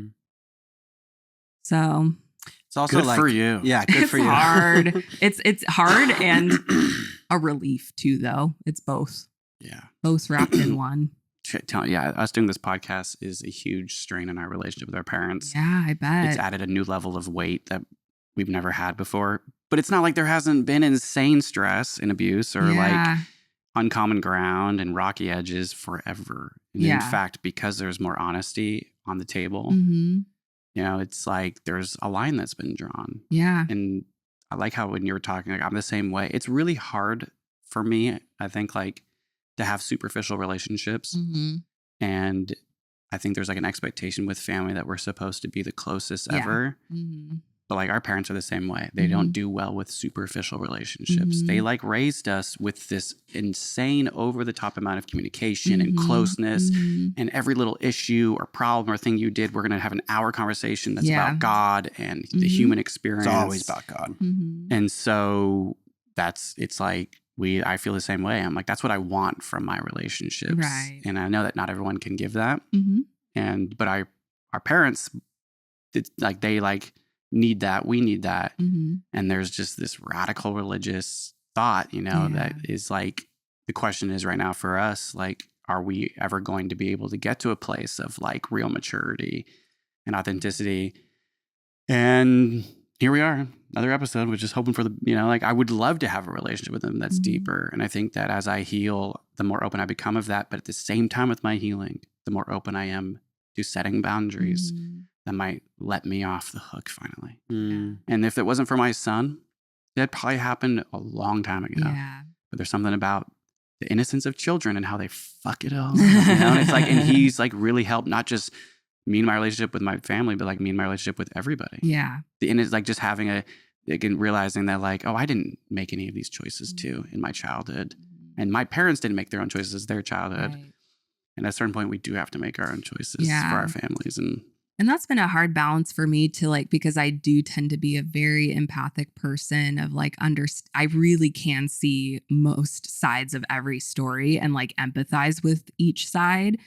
And that's what's been hard with making those choices of like not being around or talking with certain people, because it's like, I can acknowledge where they're at of like, oh, I so understand why they're at that point in their life. But the difference is I've made the choice, and it's been hard, and you guys know this, to want better and to put in the work, hours and hours and hours of work to understand who I am, to have better relationships with people. And I'm going to reap the benefits of that because I put in the work. And if somebody's not willing to do that and they make a choice to actively not put in the work, we don't have to say, oh, you're a terrible person and shame them for it. But we can also acknowledge like, okay, we're just not aligned in that area. And I don't think you'll really like me as a person. I don't think I really like you too much as a person just because we're not aligned in anything. And it doesn't have to be a shaming thing. It's just like, okay, that's where things are at. And I think people get surprised sometimes when I talk about that when it relates to family, because they're like, oh, but it's your family. It's like, oh, I totally get it. Yeah, but like they're still people. And if they're like not treating me with basic respect, or like they're just, causing abuse, like I wouldn't put up with that with anybody else. Why is family different? I think I've created my own family over the years where it's like, no, those are the people that like I want to be around. And some of them do happen to be biological family, but not all of them. And that's okay. Who was you were born in the Baptist church? Mm-hmm. Yeah. Who was it then? What part of your family that was like spearheading that? It was my mom. Your mom. So yeah. Do you still have a close relationship with your mom? No. Wow. Yeah. And I haven't really talked about that anywhere, but yeah, it's really hard. Yeah, I bet. It's really hard. I bet. Yeah. We don't have to talk about it. Oh, no, that's okay. It's like there's parts of it I wish I could share more. But I think some of it comes from like the fear of like growing up the way that we did, of like you were just in the way that I grew up. But also too, it's like I love her so much, and I know I understand why she's where she's at. So it's just a hard balance of like, I wish things were different, but they're not. Yeah. It's like, so the relationship is estranged because of the deconstruction? No, because of my surgery. Surgery again, yeah. That's really... Well, and it wasn't because of the surgery. That was this just whole transformation. The whole transformation of me being a different person. Yeah. Yeah. It's connected to like the deconstruction in a way. It's this finding of self. That's what I keep hearing, is that the surgery allowed you to find your true self, who, correct me if I'm wrong, the religion suppressed like crazy. Mm-hmm. And then you found yourself. And now, at least I'll just speak for myself, since finding myself, I just want my parents to love me for me. Yes. And when you don't get that from them, you're like, your love is kind of worthless now. Yeah, it's so such a facade. Painful. Yeah. Yeah. Because as humans, we're designed to have an attachment with our parents. Like you look at even how animals are, where there's a deep attachment with their young. And so I think that's where a lot of it came up for me, where it's like, oh, there's this like broken attachment with my mom. And it's like, something must be really fucked up with me if like that attachment isn't there. That's what I thought for a long time. Me too. Yeah. And then realizing like, no, it has nothing to do with that. It's learning how to reparent yourself in that way and going, no, you're a worthy human being just because of like who you are, and that's who you were created to be. And then finding more people who can encourage that in you and show up for you in that way. But it's still painful when it's not your parents. Wow, it's so hard. It really is. Yeah. I feel it. Yeah. I feel it so strongly, actually. That's something we've been really struggling with is this like separation from our parents. It's a process, and there's no right or wrong way to do it. And I think that has given me a lot of encouragement of like, this is just like the best way I know how. Like I'm trying to figure it out. Yeah, there's no rules. Yeah. No and rules. It's been really cool, like talking about reparenting and remothering. Like I use that phrase a lot, but it's been really cool to see how other people have showed up in my life and given me those things that don't replace the relationship with my mom, but do things that like I should have had when I was a kid all along. Yeah. And it's little things like that will strike a chord like this where I'll get really emotional about it. But I think when somebody really sees you for who you are and says like, I love that person. Mm-hmm. That's what we all want to hear. It's amazing, right? And so I think it's cool that there's other people that can show up in that way and give us those things that we're craving. And at least for me, I don't think it'll ever replace that desire and relation and that desire and want that I wish that could have been both of my parents in different parts of my life. Um, but there are some really cool people that have given me that guidance and help along the way. And how cool is that? Like, I just feel really lucky. Yeah. I mean, I know this is emotional for you, but like, I'm just seeing evolution here and now, because if you think about it as a species, to be able to like safely and maturely realize that like these familial bonds that have been leading history for like, you know, like kings and queens that were like, you get to become king because you're the son of, and we realize that we're all in this together. Like every religion or non-religious, if you're atheist or whatever, like ultimately we're all on the same fucking rock, traveling through space and time, killing it, harming it, right? And it's like, so no matter what anyone, and I think that's like a really evolutionary place to be, your self-healing and like this like remothering, because then you can kind of let go and accept that there's all these different ways that are happening without it becoming anger back at it. Right. And hostility. Yeah. Which typically is what I've received, right, as a lot growing up. And that's part of it. Like, and that's where like it's the first time I've allowed myself to truly feel anger and what that feels like. And there was a season where that was my primary emotion that I was in. And so I get that feeling. And I think that's healthy too, you know, to feel that way. And anger isn't a bad thing. People get misconstrued with that all the time. It's actually a healthy emotion. Yeah. Yeah. And I had a therapist explain it to me one time. He was like, if you think of a coin and on one side of it is anger, on the other side of it is immense love. And really, like, that's helped me a lot to go, the things that I feel most angry about do stem from that place of I wouldn't be angry about this if I didn't care and love the person that I was angry at, or, you know, because then that's just apathy. Like, that's easy. Like, if you don't care about people or you don't love people, that's easy to get over and work through. Or, you know, someone flips you off while you're driving. I don't know them, whatever. Like, you move forward. But when it's like your parent that's like flips you off metaphorically, like, I don't like who you are as a person. Yeah. That's different, you know? That'll leave some scars. Yeah. Yeah. Yeah. So anger is a good thing too. Anger in relationships too is an identifier that you still want to be in the relationship. Yeah. If you're getting angry at your partner, I mean, I guess physical anger is Babe, way, are you way hearing different. this? Just kidding. To each their own. Anger can always be toxic in its own way. Yes. Just any emotion can be. Yeah.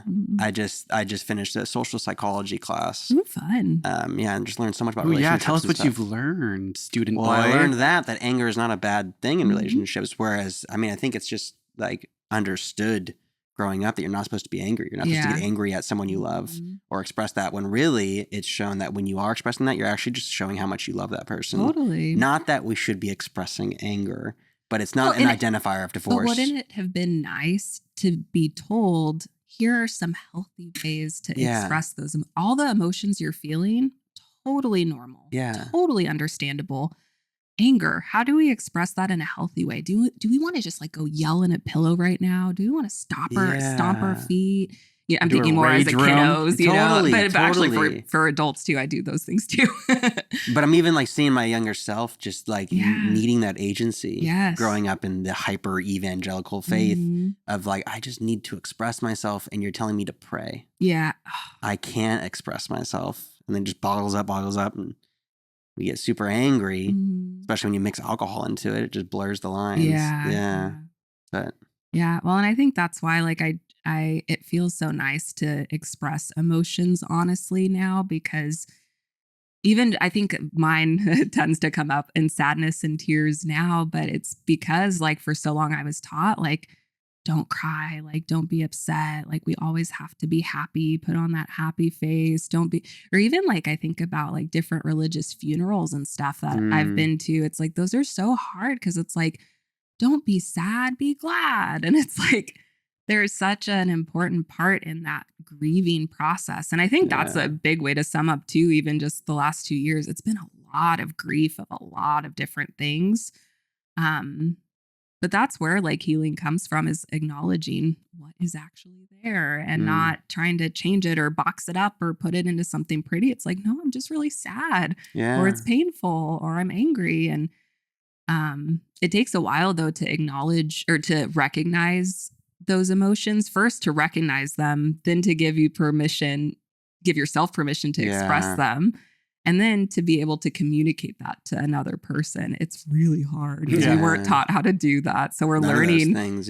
We're learning these things that we should have been taught as kids, but now in adult situations with like higher stakes, it's like, it's really hard. Yeah. Yep.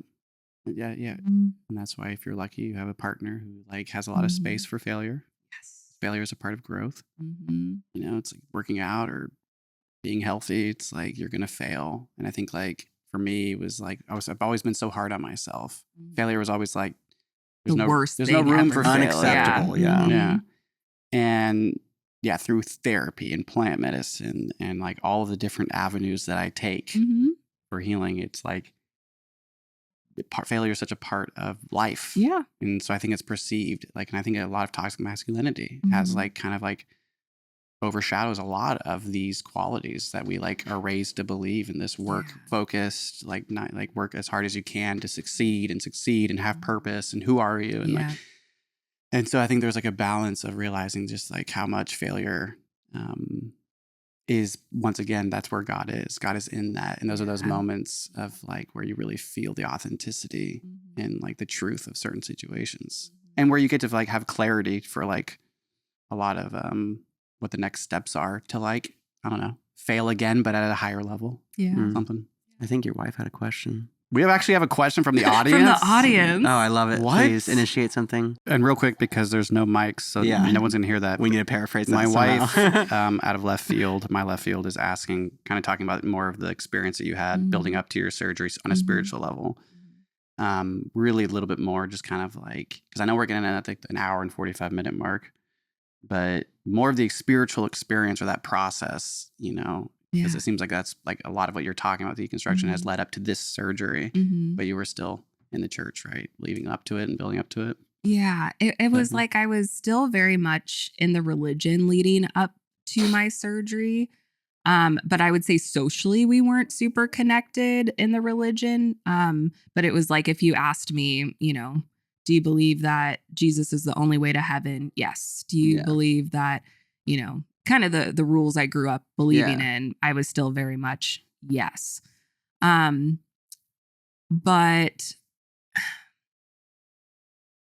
there's so much packed into that where I'm like, which way should I go with that?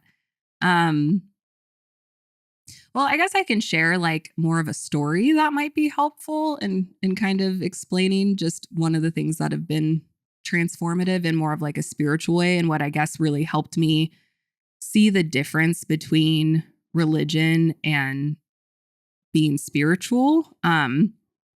It's one thing to know about something, it's totally different to experience it. And so I guess like for whatever reason, after my surgery, I just went through more of like an experiential part of my spirituality journey. But like, this is just kind of an interesting story. And I guess like an example of that, maybe, I don't know. I guess I'm just feeling like I should share it. So I will.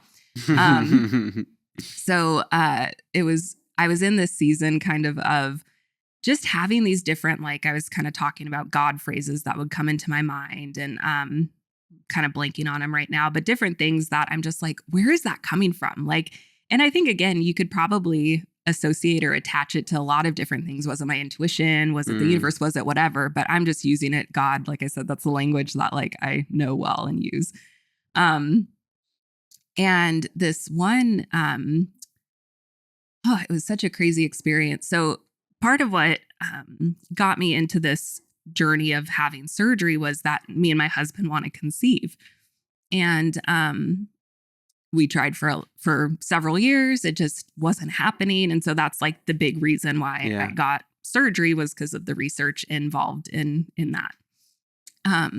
This one night, it was so weird. My dad and his girlfriend were up visiting us in Oregon, and they were downstairs. That part comes in later of why that's kind of interesting. Me and Dylan had gone up and we were going to bed, and all of a sudden it was like I just felt this presence like in the room of like, whoa, what is that? Like, and it was hard to like describe, but it was like something's in there. And Dylan in this season, okay, share this, but I won't give away too much of,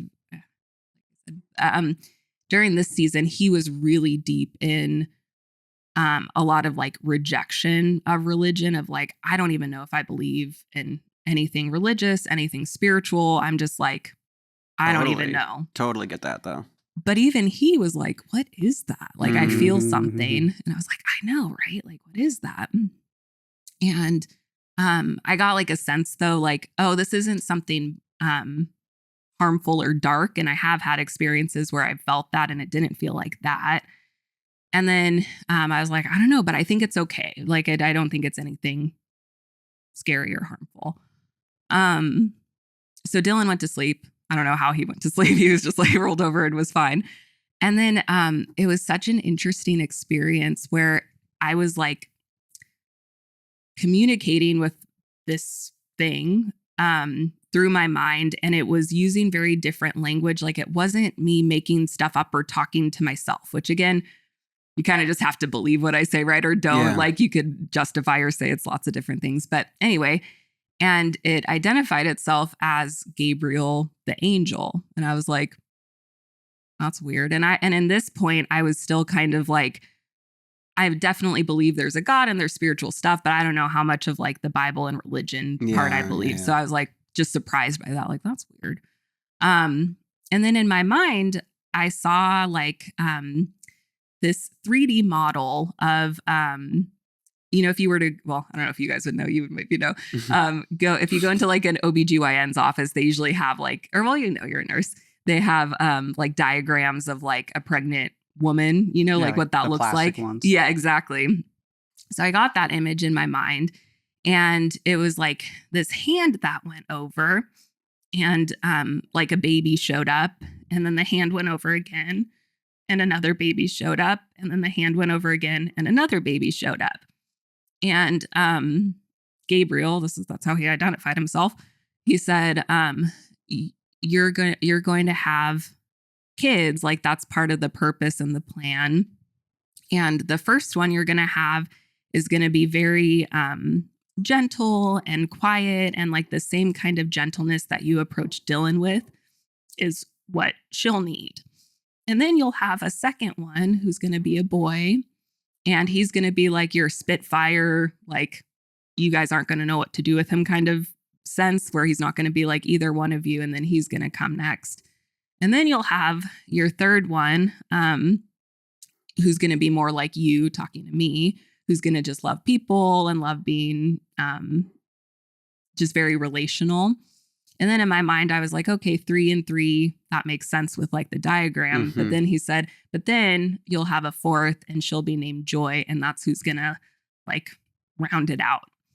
And it's like, that experience was so impactful because it was like so weird and like not something like I would ever want to make up, especially because it's about something that's like so sensitive and personal to me and other people who've struggled with infertility. But I think that's just one of those experiences where I'm like, okay, there is something. I don't know all the language for it, and I don't know what's out there. And I don't even know if it'll happen for sure, but it was just such an impactful thing, and how that leads to bariatric surgery. I don't know why, but just after bariatric surgery, that's when I started experiencing more things like that. Another thing that's been really interesting is like I've been able to pick up on, I call them like blockages. There's different things that I think just like hang on to people, and sometimes it can be like generational, sometimes it can be not, and they've given me specific names of what they are. So like even during this time, I've picked up on performance is a big one that I feel like is just hanging over. Shame is a big one that I've come in contact with. There's actually like a blockage of religion, and that's a really interesting one. So that's been another kind of piece to my journey of like, for whatever reason, there's this sense I get with people now when I meet them, if there is kind of something hanging over, it seems very real. And again, you could call me crazy and be like, that's just weird, but sounds like you have the privilege of being a medium. Honestly, it sounds like you might be connected to some sort of like barrier between the known and the unknown. Yeah. We're just sensitive. I mean, it's like, like, yeah, I mean, who knows? But I think like whatever the reasons are, I relate. I've had really weird psychedelic sort of out of body experiences that had nothing to do with drugs or any sort of thing. It was just like, and I had an experience when I was in nursing school. Like you're bringing back a similar story that I've like, where I know what that kind of feels like, and you come out of it and you're like, I don't know what the fuck to do with this. Yeah. Or what this means or why. It's like a dream while living. And then you're like, you can decide, I guess you can interpret, like you were talking, like integrating. How do we integrate these? I think we want to like give them like, oh, does that mean I'm going to have these kids? But that's like really, really beautiful. And so it sounds like after having this sort of like pretty radical experience through surgery, right? Where you're like put under, a piece of you is taken out that like really like redefines you. Yeah. Then all of a sudden that like place that's maybe been there is a lot more sensitive. Yeah. And I think it's like the only connection I've been able to make to it is just that like that physical change. It's like it was a fast track to connecting my mind to my body and like just making it all connect for the first time, where it was very like segregated before. But yeah, it's weird. It's cool though.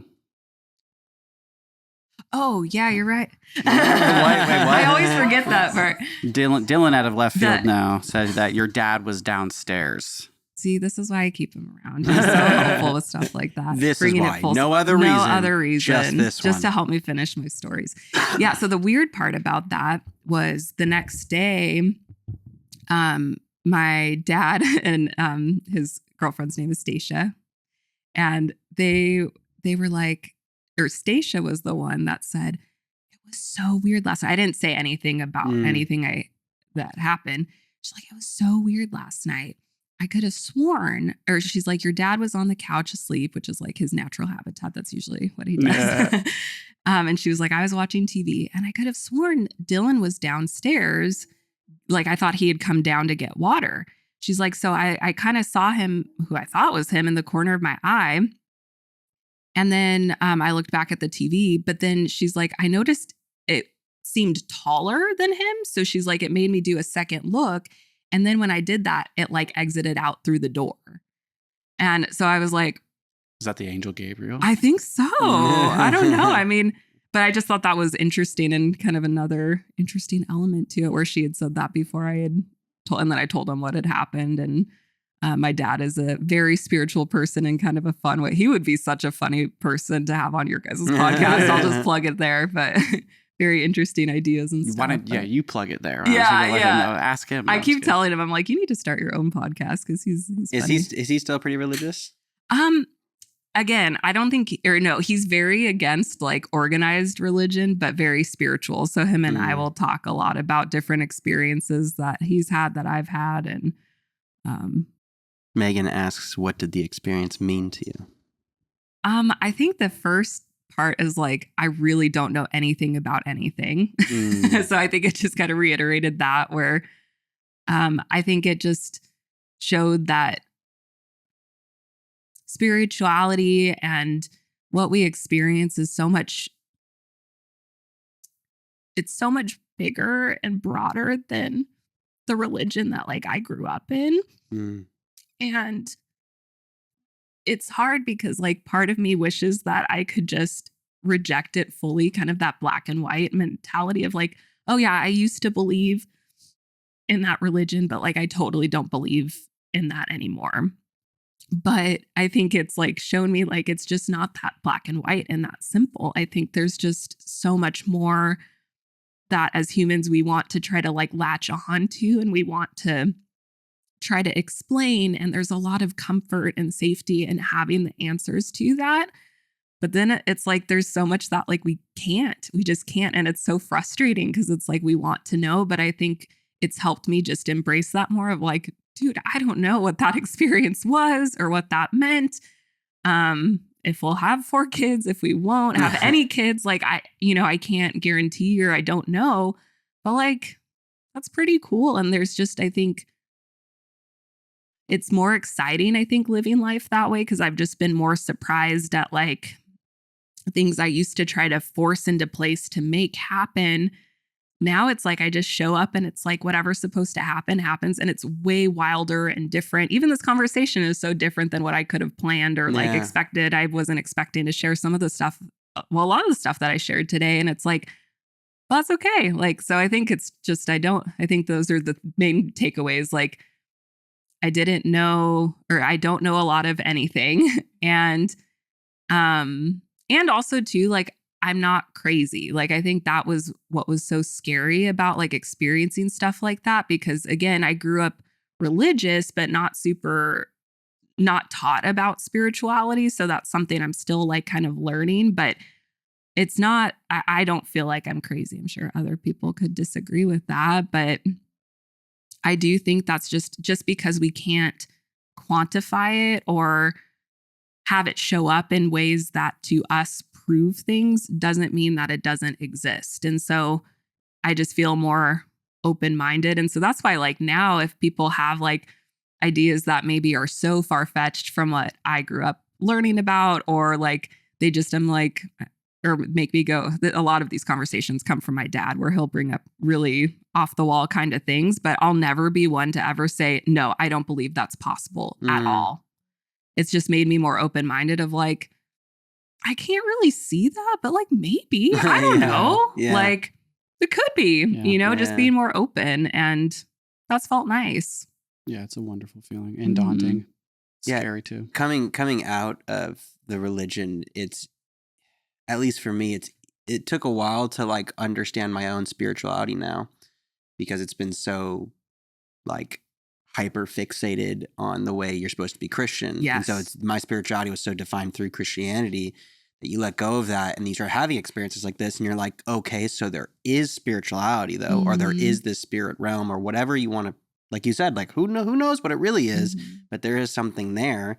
And then you kind of come to your own terms on like what this spirituality is, and having to find that without the Christianity is a whole battle in itself. Yeah, it's just kind of like coloring outside of the lines, and it's like, oh, this is so different and bigger and scary and weird, and it felt a lot nicer in certain ways when it was confined and going, oh yeah, that's just God, or that's just Jesus, or that's just the Holy Spirit telling you this. And I think those can all be language or words that people use to describe experience. But I think that's what it is at the end of the day. We're all doing the best we can to explain unexplainable things. And so even today, like even how I am now, anybody who comes to me claiming to know the absolute truth about something, that I have all the answers, it's always like a red flag now. And I think that relates a lot back to the church. And that's what I will get angry about, is I just feel like I was lied and tricked, because the reality is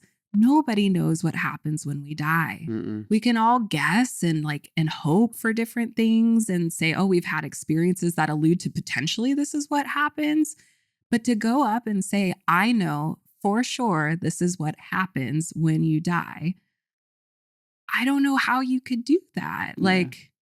And so it just makes me like not trust people usually when I hear any type of thing like that, of like, I have, and I mean, that shows up in a lot of ways, even in like diet culture and like the, having excess weight, experiencing that of like, I have the one solution that'll help you lose all the weight. It's like, even with bariatric surgery, people will think that like, oh, it's great. Miracle. You get surgery. And in a lot of ways, yes, it definitely helped with like physically allowing my body to lose weight.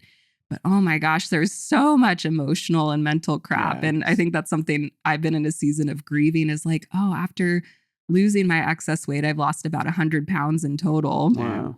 And it's like, shit, I still have issues. Yeah. Like that wasn't the one thing solves all. Like there's still a lot of problems because life is hard and messy. And so there's been grief in that, which is interesting. But it obviously was a big wall to break down. Oh, yeah. Yeah. Mm-hmm. Definitely. Yeah, rivers and valleys and mountains and all of the things. Like the moment you get to the top of one mountain, there's so many more mountains to climb. Yeah, which again can feel daunting and scary, but then it's like, oh, cool, I won't be bored. That's for sure. Yeah, I love it. I think like find a lot of joy in the hard part of like these mountains, you know, and like in the moment you get to one level and you feel like you don't know anything because you've accomplished that. It's like a wonderful feeling. Yeah. It takes, like we started off saying, it takes a lot of pressure off. And I do remember what I was trying to say earlier. I'm sorry that you brought up something really interesting about how there's like your blockages, and one of them being right now performance. One of the things for our podcast that we get to do, and I know you have your own, is like that performative weight can really get in the way of being just like in the moment. In my ADHD response, like out of stress, is like I'm always like thinking a million miles an hour on this podcast. It's crazy. But with plant medicine, that I like, just am a huge believer in the therapy or the therapeutic effects of it. Like psychedelic experiences, people see like Mother Mary a lot of all different cultures. Whether that's because Mother Mary has been just burned into the brain, of all of us or whatever. I recently on my retreat saw Mother Mary. Oh, interesting. And I've been somebody where like the way you're kind of phrasing your spiritual experiences as being like, you know, I'm just going to describe it the way it was presented to me. Sure. And I totally understand, because I've been somebody that's like against the Christian dogma or those images that come back into my life. And I'm like, no, like that's not my spirituality. And what I've learned like in my life now, that like it's all welcome, like everything is welcome, like anything is possible. And whether it's because it's been implanted us, like who cares, right? It's like, I think we want to like have answers all the time. And so I totally relate with having experiences that are like, I don't know what the fuck that was, but I'm going to make some sense. I'm going to like use it and like just keep going along with it. So you don't have to have the answer. And like 100% that red flag. If you tell me that you know the way, like I'm going to be like, no, you don't. Like I don't really, because I think like in Christianity, especially when I left, I just latch on to the next religion, or I'd like try to find some other it was like really easy for me just to trust everybody. And I think it was like conditioned for us to trust the man that would tell you like, this is the way, and this is the way. And there's not like one way. It's, you know, like one perfect path. Especially when those people that are telling you that when you die, the suffering continues. Yeah. Like that's a wild belief to like base your entire existence off. When you die, you're going to first be judged. And if you're doing the right life in this world, you'll go to heaven, which is shiny, and all you do is worship. And there's hell and you burn. It's like just that alone, that belief of that's how this life ends is destructive in its own manner. But to have those types of people stating that that's the truth, I think that was like a real hard thing for me to let go of just that when I die, it actually might be peaceful. That actually might be like where love really is in death. And this whole experience might be part of suffering. Yeah. And I just feel like at least the Christians I've had in my life, it's all about suffering. And when you die, it's all about suffering even more. It's just keep suffering. And I just feel like there's so much Unless more you're love. Like the chosen one and you give your life to Christ and you go to heaven and you have a golden bed. Lucky you. Yeah. Everything's out of gold, right? And you're like, it's so bright. So bright. But what do you do in heaven? All you do is worship. Yeah. Yeah. Yeah. Know. Just. So then, because I know we're kind of been pushing, we're getting to those hours, but I wanted to like kind of bring the podcast down. Thank you, audience, for thanks for facilitating. I like being able to bounce questions. The husband and wife, you guys keep the conversation facilitated. Yeah, brilliant question, my love. So here you have this podcast, which is like talking about these things, right? Like I don't know how, like I've checked it out a little bit when we first talked, but what was it that about having a podcast for you, or putting yourself kind of in this same position, right? Where you're like in the pocket of talking with people's experiences, maybe before, during, or after, and relating and creating a safe space. Like what has your podcast, like what is it doing for you? And putting yourself in the performative weight, you know, or energy and doing this. How did you find that? I think it's always just been part of who I am. I've always loved talking with people and asking questions and just learning about other people. And so it just made sense. Like with my own podcast, the Grow with Shea podcast, it's very free form. Some people get a little nervous coming on because they're used to having like pre-planned questions. Totally. And I'm like, I can do that, but that's just not really how I do things. So it's just more, I like to describe it as like, these are just coffee chats. We'll just see where the conversation goes. We totally get it. Yeah. And so I think it was like once I saw, having different people's point of views and perspectives, that's been what's helped me the most in my growth journey, because I wasn't taught that. I was taught, no, we need to like stay in this religious, perspective, and anybody outside is danger, danger, stay away. And then it's like, no, I want those people. Like, I want anybody who's on any walk of life. Like, we can learn so much from each other when we just share our stories. And so that's what my podcast is just people coming on. And sometimes it'll go like really weird or like different directions than either one of us are expecting. Or sometimes it'll, be more topically specific. But it's like the more that we can just put that out there, and it's just creating community. And that's also too, what's so interesting about religion and the church. It's like, I with so many religions and cults, like I would say the majority of the time they start from such a good place. Like, and I think that's something we don't always give credit to. Like I shouldn't say always, but like there are situations where it's like these people just want to like show up for each other and have a community and love each other. And then it's like the people that just kind of fuck it up over time, or when that power comes in, or like these rules and it's just a bummer, because it's like the thought and idea behind it is actually like a good one. And I think it's sad though that it turns out to be that way. We've always said this is our church. Yeah. We normally do it on Sundays, which is when church was on Sundays, right? Like for us. And this is our new version of church. Like we desire, like especially when you're born in a church community, it's wonderful. Yeah. There's barbecues, there's people's homes you're always going over to. And then when you leave the church, you're like, I do kind of miss some of it. It's like hard to admit it almost. And well, it's because it's built on some sort of truth. It's like there is this underlayer of, there is a connection to spirituality, but then there's also these rules, these regulations that the religion is enforced, but there is something there. I think that's what makes it so powerful. It's what makes it so culty. Yeah. And money. Sure. Well, money is always the biggest. It always lands in money. Somebody's richer than the rest. Especially when you live in a capitalistic society. Yeah, capitalistic religion. I don't know. But yeah, like evolutionary religions, saved a lot of people. If you group together and you all believe one thing and you agree with each other, you all can support each other in that. And then when you don't believe that, they're like, get the fuck out of here. Right? And then you're like, wait a minute. We're friends. Yeah. And that's like how countries are, these borders. You stay on that side. You're not allowed here. You're illegal. It's like, what? It's crazy. Yeah. And so when you break those walls, when you do break those walls down, it's like, wow, we're all just on this rock. Let's build a family, but try to build a family. That's why the 60s make so much sense. Yeah. Everyone's on it. And maybe this is like our next round of it, right? Our next generation. Like yeah, I think so. And I think next generation makes sense. Absolutely. And the algorithms, at least they don't facilitate these conversations as much, right? I don't know, like we don't yet on certain platforms. Sure.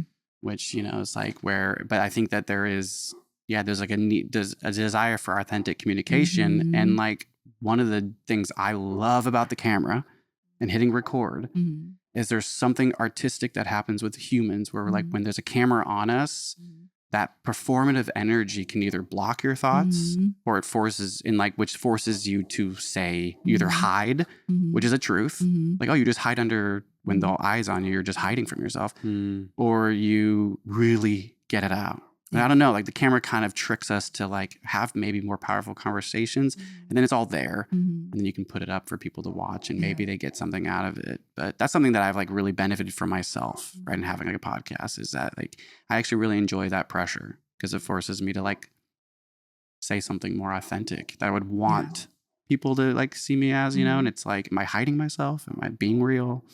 I don't know. Do you guys want to be part of a little experiment?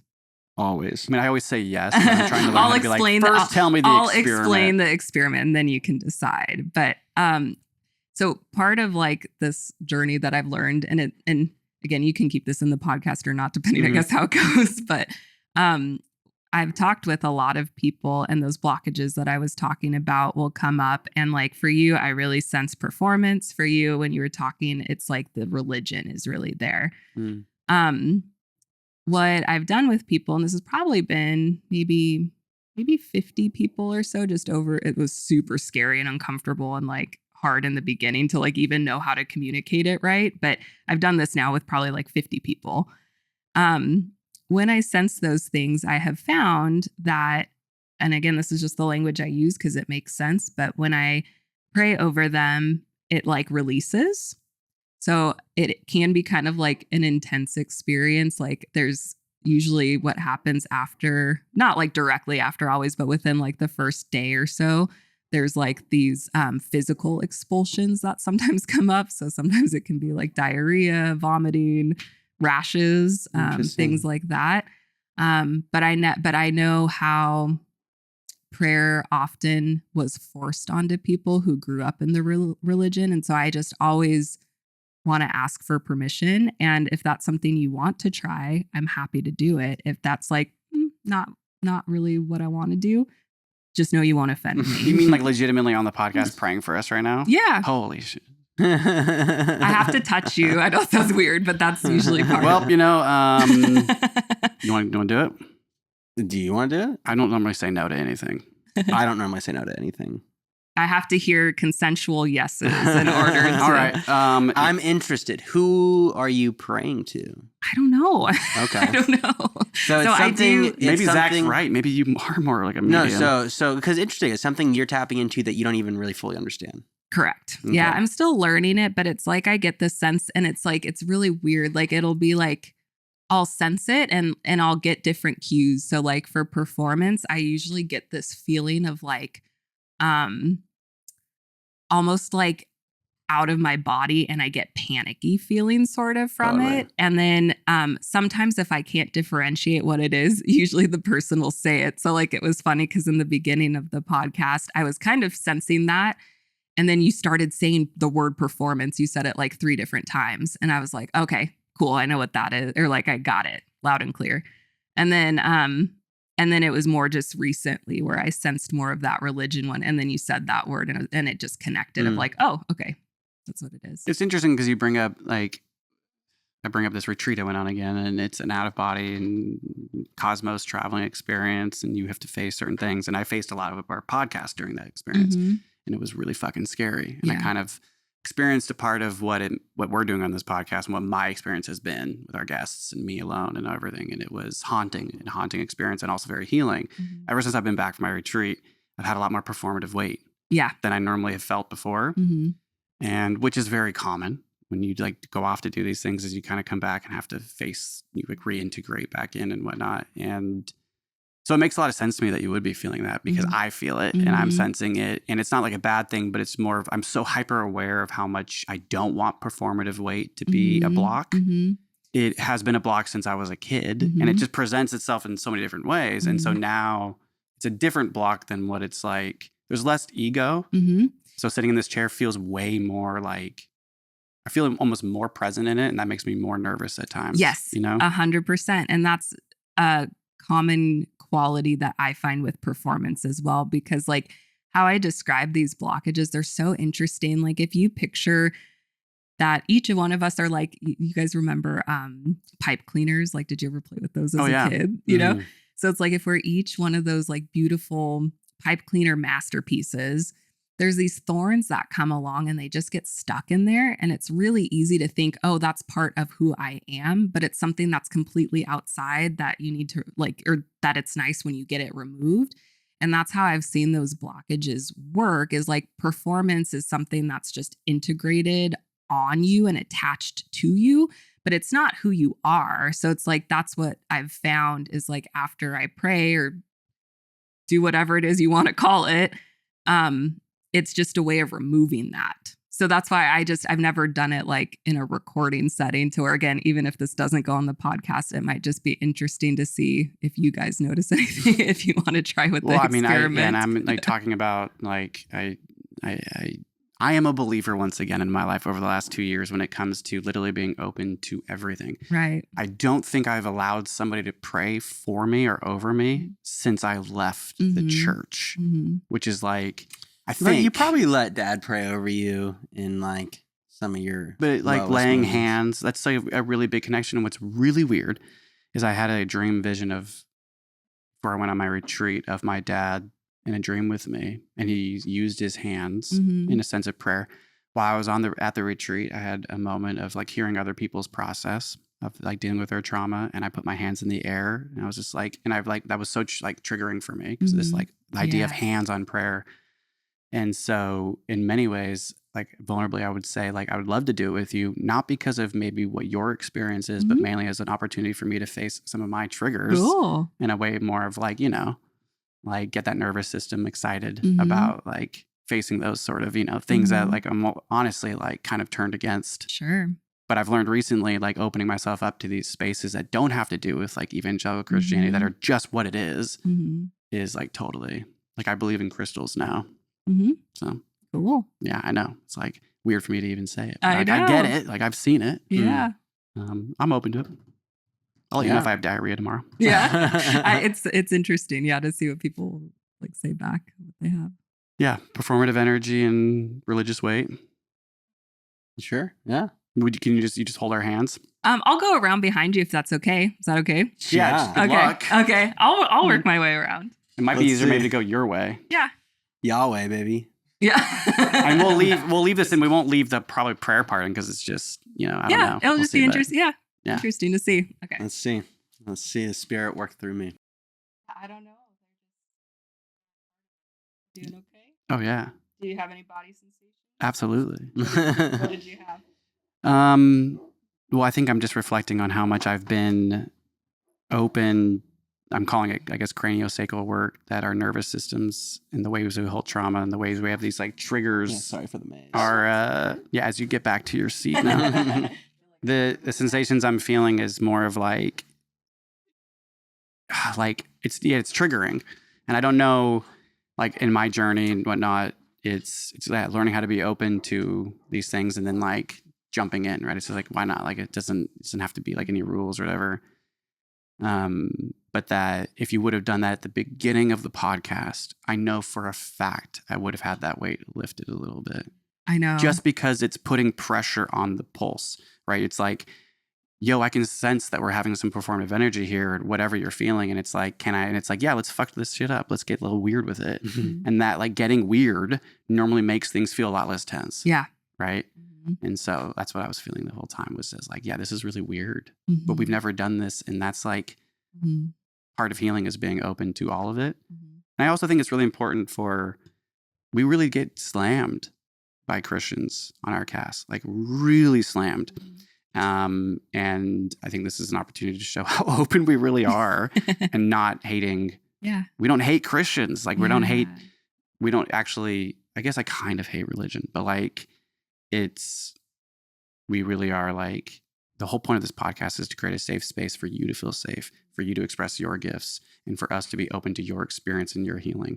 And if that means using the name of Jesus or the angel Gabriel in your spiritual experiences, I would really fucking hope me and Zach are open to that. Yeah. And I've gotten to a place of healing to allow you to feel safe enough to give us that gift. And if I wasn't open to receiving it, I know you're the person that would be like, that's great. Yeah. No, and that's what's hard about like navigating. It's like I never want to be re-triggering or bringing up trauma for people because I know what that feels like. I know what that feels like to have somebody go, oh, I'll pray for you, and so that's why it's like I always just want to make sure I get consent and like and I'm honest of like I don't know how to explain it. I just know I've seen enough patterns to know kind of what the process is. Well, thank you for that. Yeah. It feels really good, to be honest. Good. How are you doing over there? I'm chill. Okay. I'm fine. Yeah. We're very different people. I literally agree with, in my experience, for me, part of my healing has been putting myself into situations that are literally mimicking worship and prayer groups in a completely non-religious way, to where I'm like having to sit in something that I actually love being, right? Sharing that spirituality with one another, laying hands on one another. It is super wooey and weird and brings back so much traumas from my past, but like redefining that, being like, no, I don't have to allow this amazing human connection with one another that's really vulnerable. And then like, yeah, whatever the nervous system is doing, whatever craniosacral, like energy work, I've been doing that more and have experienced that more. And yeah, I think it's all very beautiful. It feels like, and it sounds like a power of intention, where it's you have an intention to heal, you have an intention to pray, whatever your intention is, and then the touching and it's like a transferring of energy, almost in a way. And this, facade that we were raised with, that you have to use it in like the name of Jesus. So that's the only thing that I'm like triggered by is the way it comes off, because it feels so Christian. I know. And that's what's so like weird. It's like that, again, that's not even really like language, like rebuke in the name of Jesus. I don't say that regularly, like in my life, but for whatever reason, when I do that, that's just like what I feel like I need to say it that way. Interesting. And I don't have a reason why, or like know why. And so, I should have said that beforehand, because it's like, duh, of course that can be triggering, those phrases, but I don't know why. But like, that's like, it's like unexplainable, because like, you can ask my husband. I've never like, I don't talk like that in real life. Totally. Like, rebuke you. I don't know. Yeah. It's kind of like, for majority of your life, those words were used to bring up your spirituality, that now you're either like relearning how to bring up that spirituality, but still it's that these are the things that bring it out of you, that connect you to that divine. Yeah. And that's why I don't get super like held up in language anymore, where it's like, that might be the way I say it, but if somebody takes it as like intention, like I love that way of viewing it. Like, I think that it's not my job to make language or to say this is the only way that makes sense or the only way to do it. Like, my job is just to like show up, and then however, like, you'll take from it what you need to. And so it's like what we call it or what we do. It's like, of course, I don't want to be triggering with things, but I can't always help that either. But it's like, call it what you want. Or I just know, even though I can't explain it, I've done that enough with enough people to know that like something about it works. And where like people have given me like feedback that like they'll have some type of physical expulsion of some sort within like the 24 hours. And then the other thing that is an interesting commonality is like that next week after tends to be a really hard week, where certain things that prick on that performance or like religion, it'll almost be laughable on how specific it is that comes up, because again, these are just the words I use to describe it. It's like, as we're walking into who we're created to be, the darkness comes and wants to like keep us there and keep us back. And again, that's just the language I use. You can use whatever. So it seems like it tries really hard. That's kind of what I was talking with you in the beginning, where like it'll come out sometimes in technology, where certain things will go weird with tech stuff, or it'll just be kind of ironic, like just weird situations. So just know the next week might feel kind of hard in weird ways. But then after that, it's kind of like that block is gone and you have a name for it now to go, it's not me having all of this high energy or like, oh my gosh, I'm so nervous for this. It's like, what are the lies that performance is telling me? Performance typically tells the lies of you're not doing it right. Like you're not good enough. Things like that. Religion is a confusing one, because it like 99% of what it says is true, and then it twists the last little bit. So that can be kind of confusing, the lies it tells. But for me, it's been helpful to have those names to be like, this isn't Shea. This is like shame. That shame has been a big one for me. Shame has been telling me that I'm not good enough. And just being able to differentiate that has been helpful.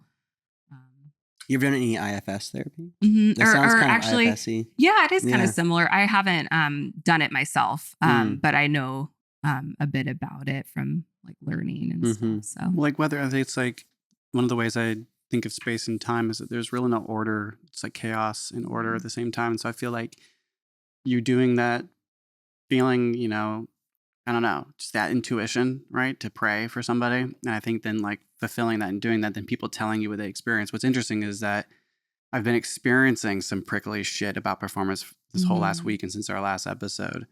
So I almost feel like I'm going to have less prickliness now. It was more of a lead up. Well, it's just more like I'm just on your level.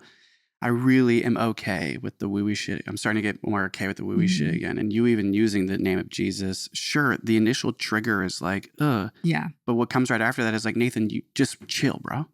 Just chill. And accept and surrender to this thing called humanity. And like, we're all finding our own place in it and how to like, and we don't really let people put hands on us unless we're like giving a hug or shaking a hand, right? And so hands are like really powerful energy providers. That's why you wrap them when someone passes. Right. Yeah. Like in anatomy and all that, right? You wrap up the hands. And I think it is a vulnerable thing, and needing to ask for consent at all. I think what's interesting is like, yeah, my dad did the same thing. He'd ask people for consent, but his hands were already on them before they said yes. You know, it was like, can I pray for you right now? Jesus, come. I'm just like, whoa. And here we are. Yeah. And I think that like, but I would never sit here and say the power of prayer isn't real. I just know that one of my traumas that came from leaving the Christian faith was like, I like totally stopped praying. Yeah. And believing I was like, and anything that had to do like similar as what you were saying with your husband, like I like hated God. I hated spirituality. It was like dark. I was like, we're going to do opposite. We're going full blown atheism, and we're just going to, and it didn't last long, right? Because it's like, it's just like having awareness of it all around us. And I think just recently in my life with these retreats I've gone on, it's forced me to be more open to like healing and humanity. And so thank you for sharing your humanity with us. And it's amazing to see that your softness and your empathy and like who you are as a person and this character that you're displaying here for us today. And like, it feels very authentic, and you feel to be really you really are in tune with things and people and relationship to things. And so I have no doubt that you're in tune with a power that's like, you know, your hands and your voice and your prayer is powerful. So thank you for using it with us. Yeah. See, when you were talking about that, sometimes I'll get certain like pictures that come in my head or like imagery. And like, as you were saying, like, that you were in like a really dark place, and like, can't remember even all the words you were saying, but it's like, I just pictured you, I don't know, as like a 15-year-old. And again, higher power, whatever you want to use. It's like, I just got this overwhelming feeling of like so much love for you, even in that time of like, you might have turned your back on like whatever it is. Again, if you want to use God or the universe, whatever, but it's like, you were still so loved and wanted even in that time. And it probably didn't feel that way, but it was like, I just got this overwhelming like feeling of just so much love for you as that like 15-year-old. So for what that's worth. That's beautiful. I'll take that any day.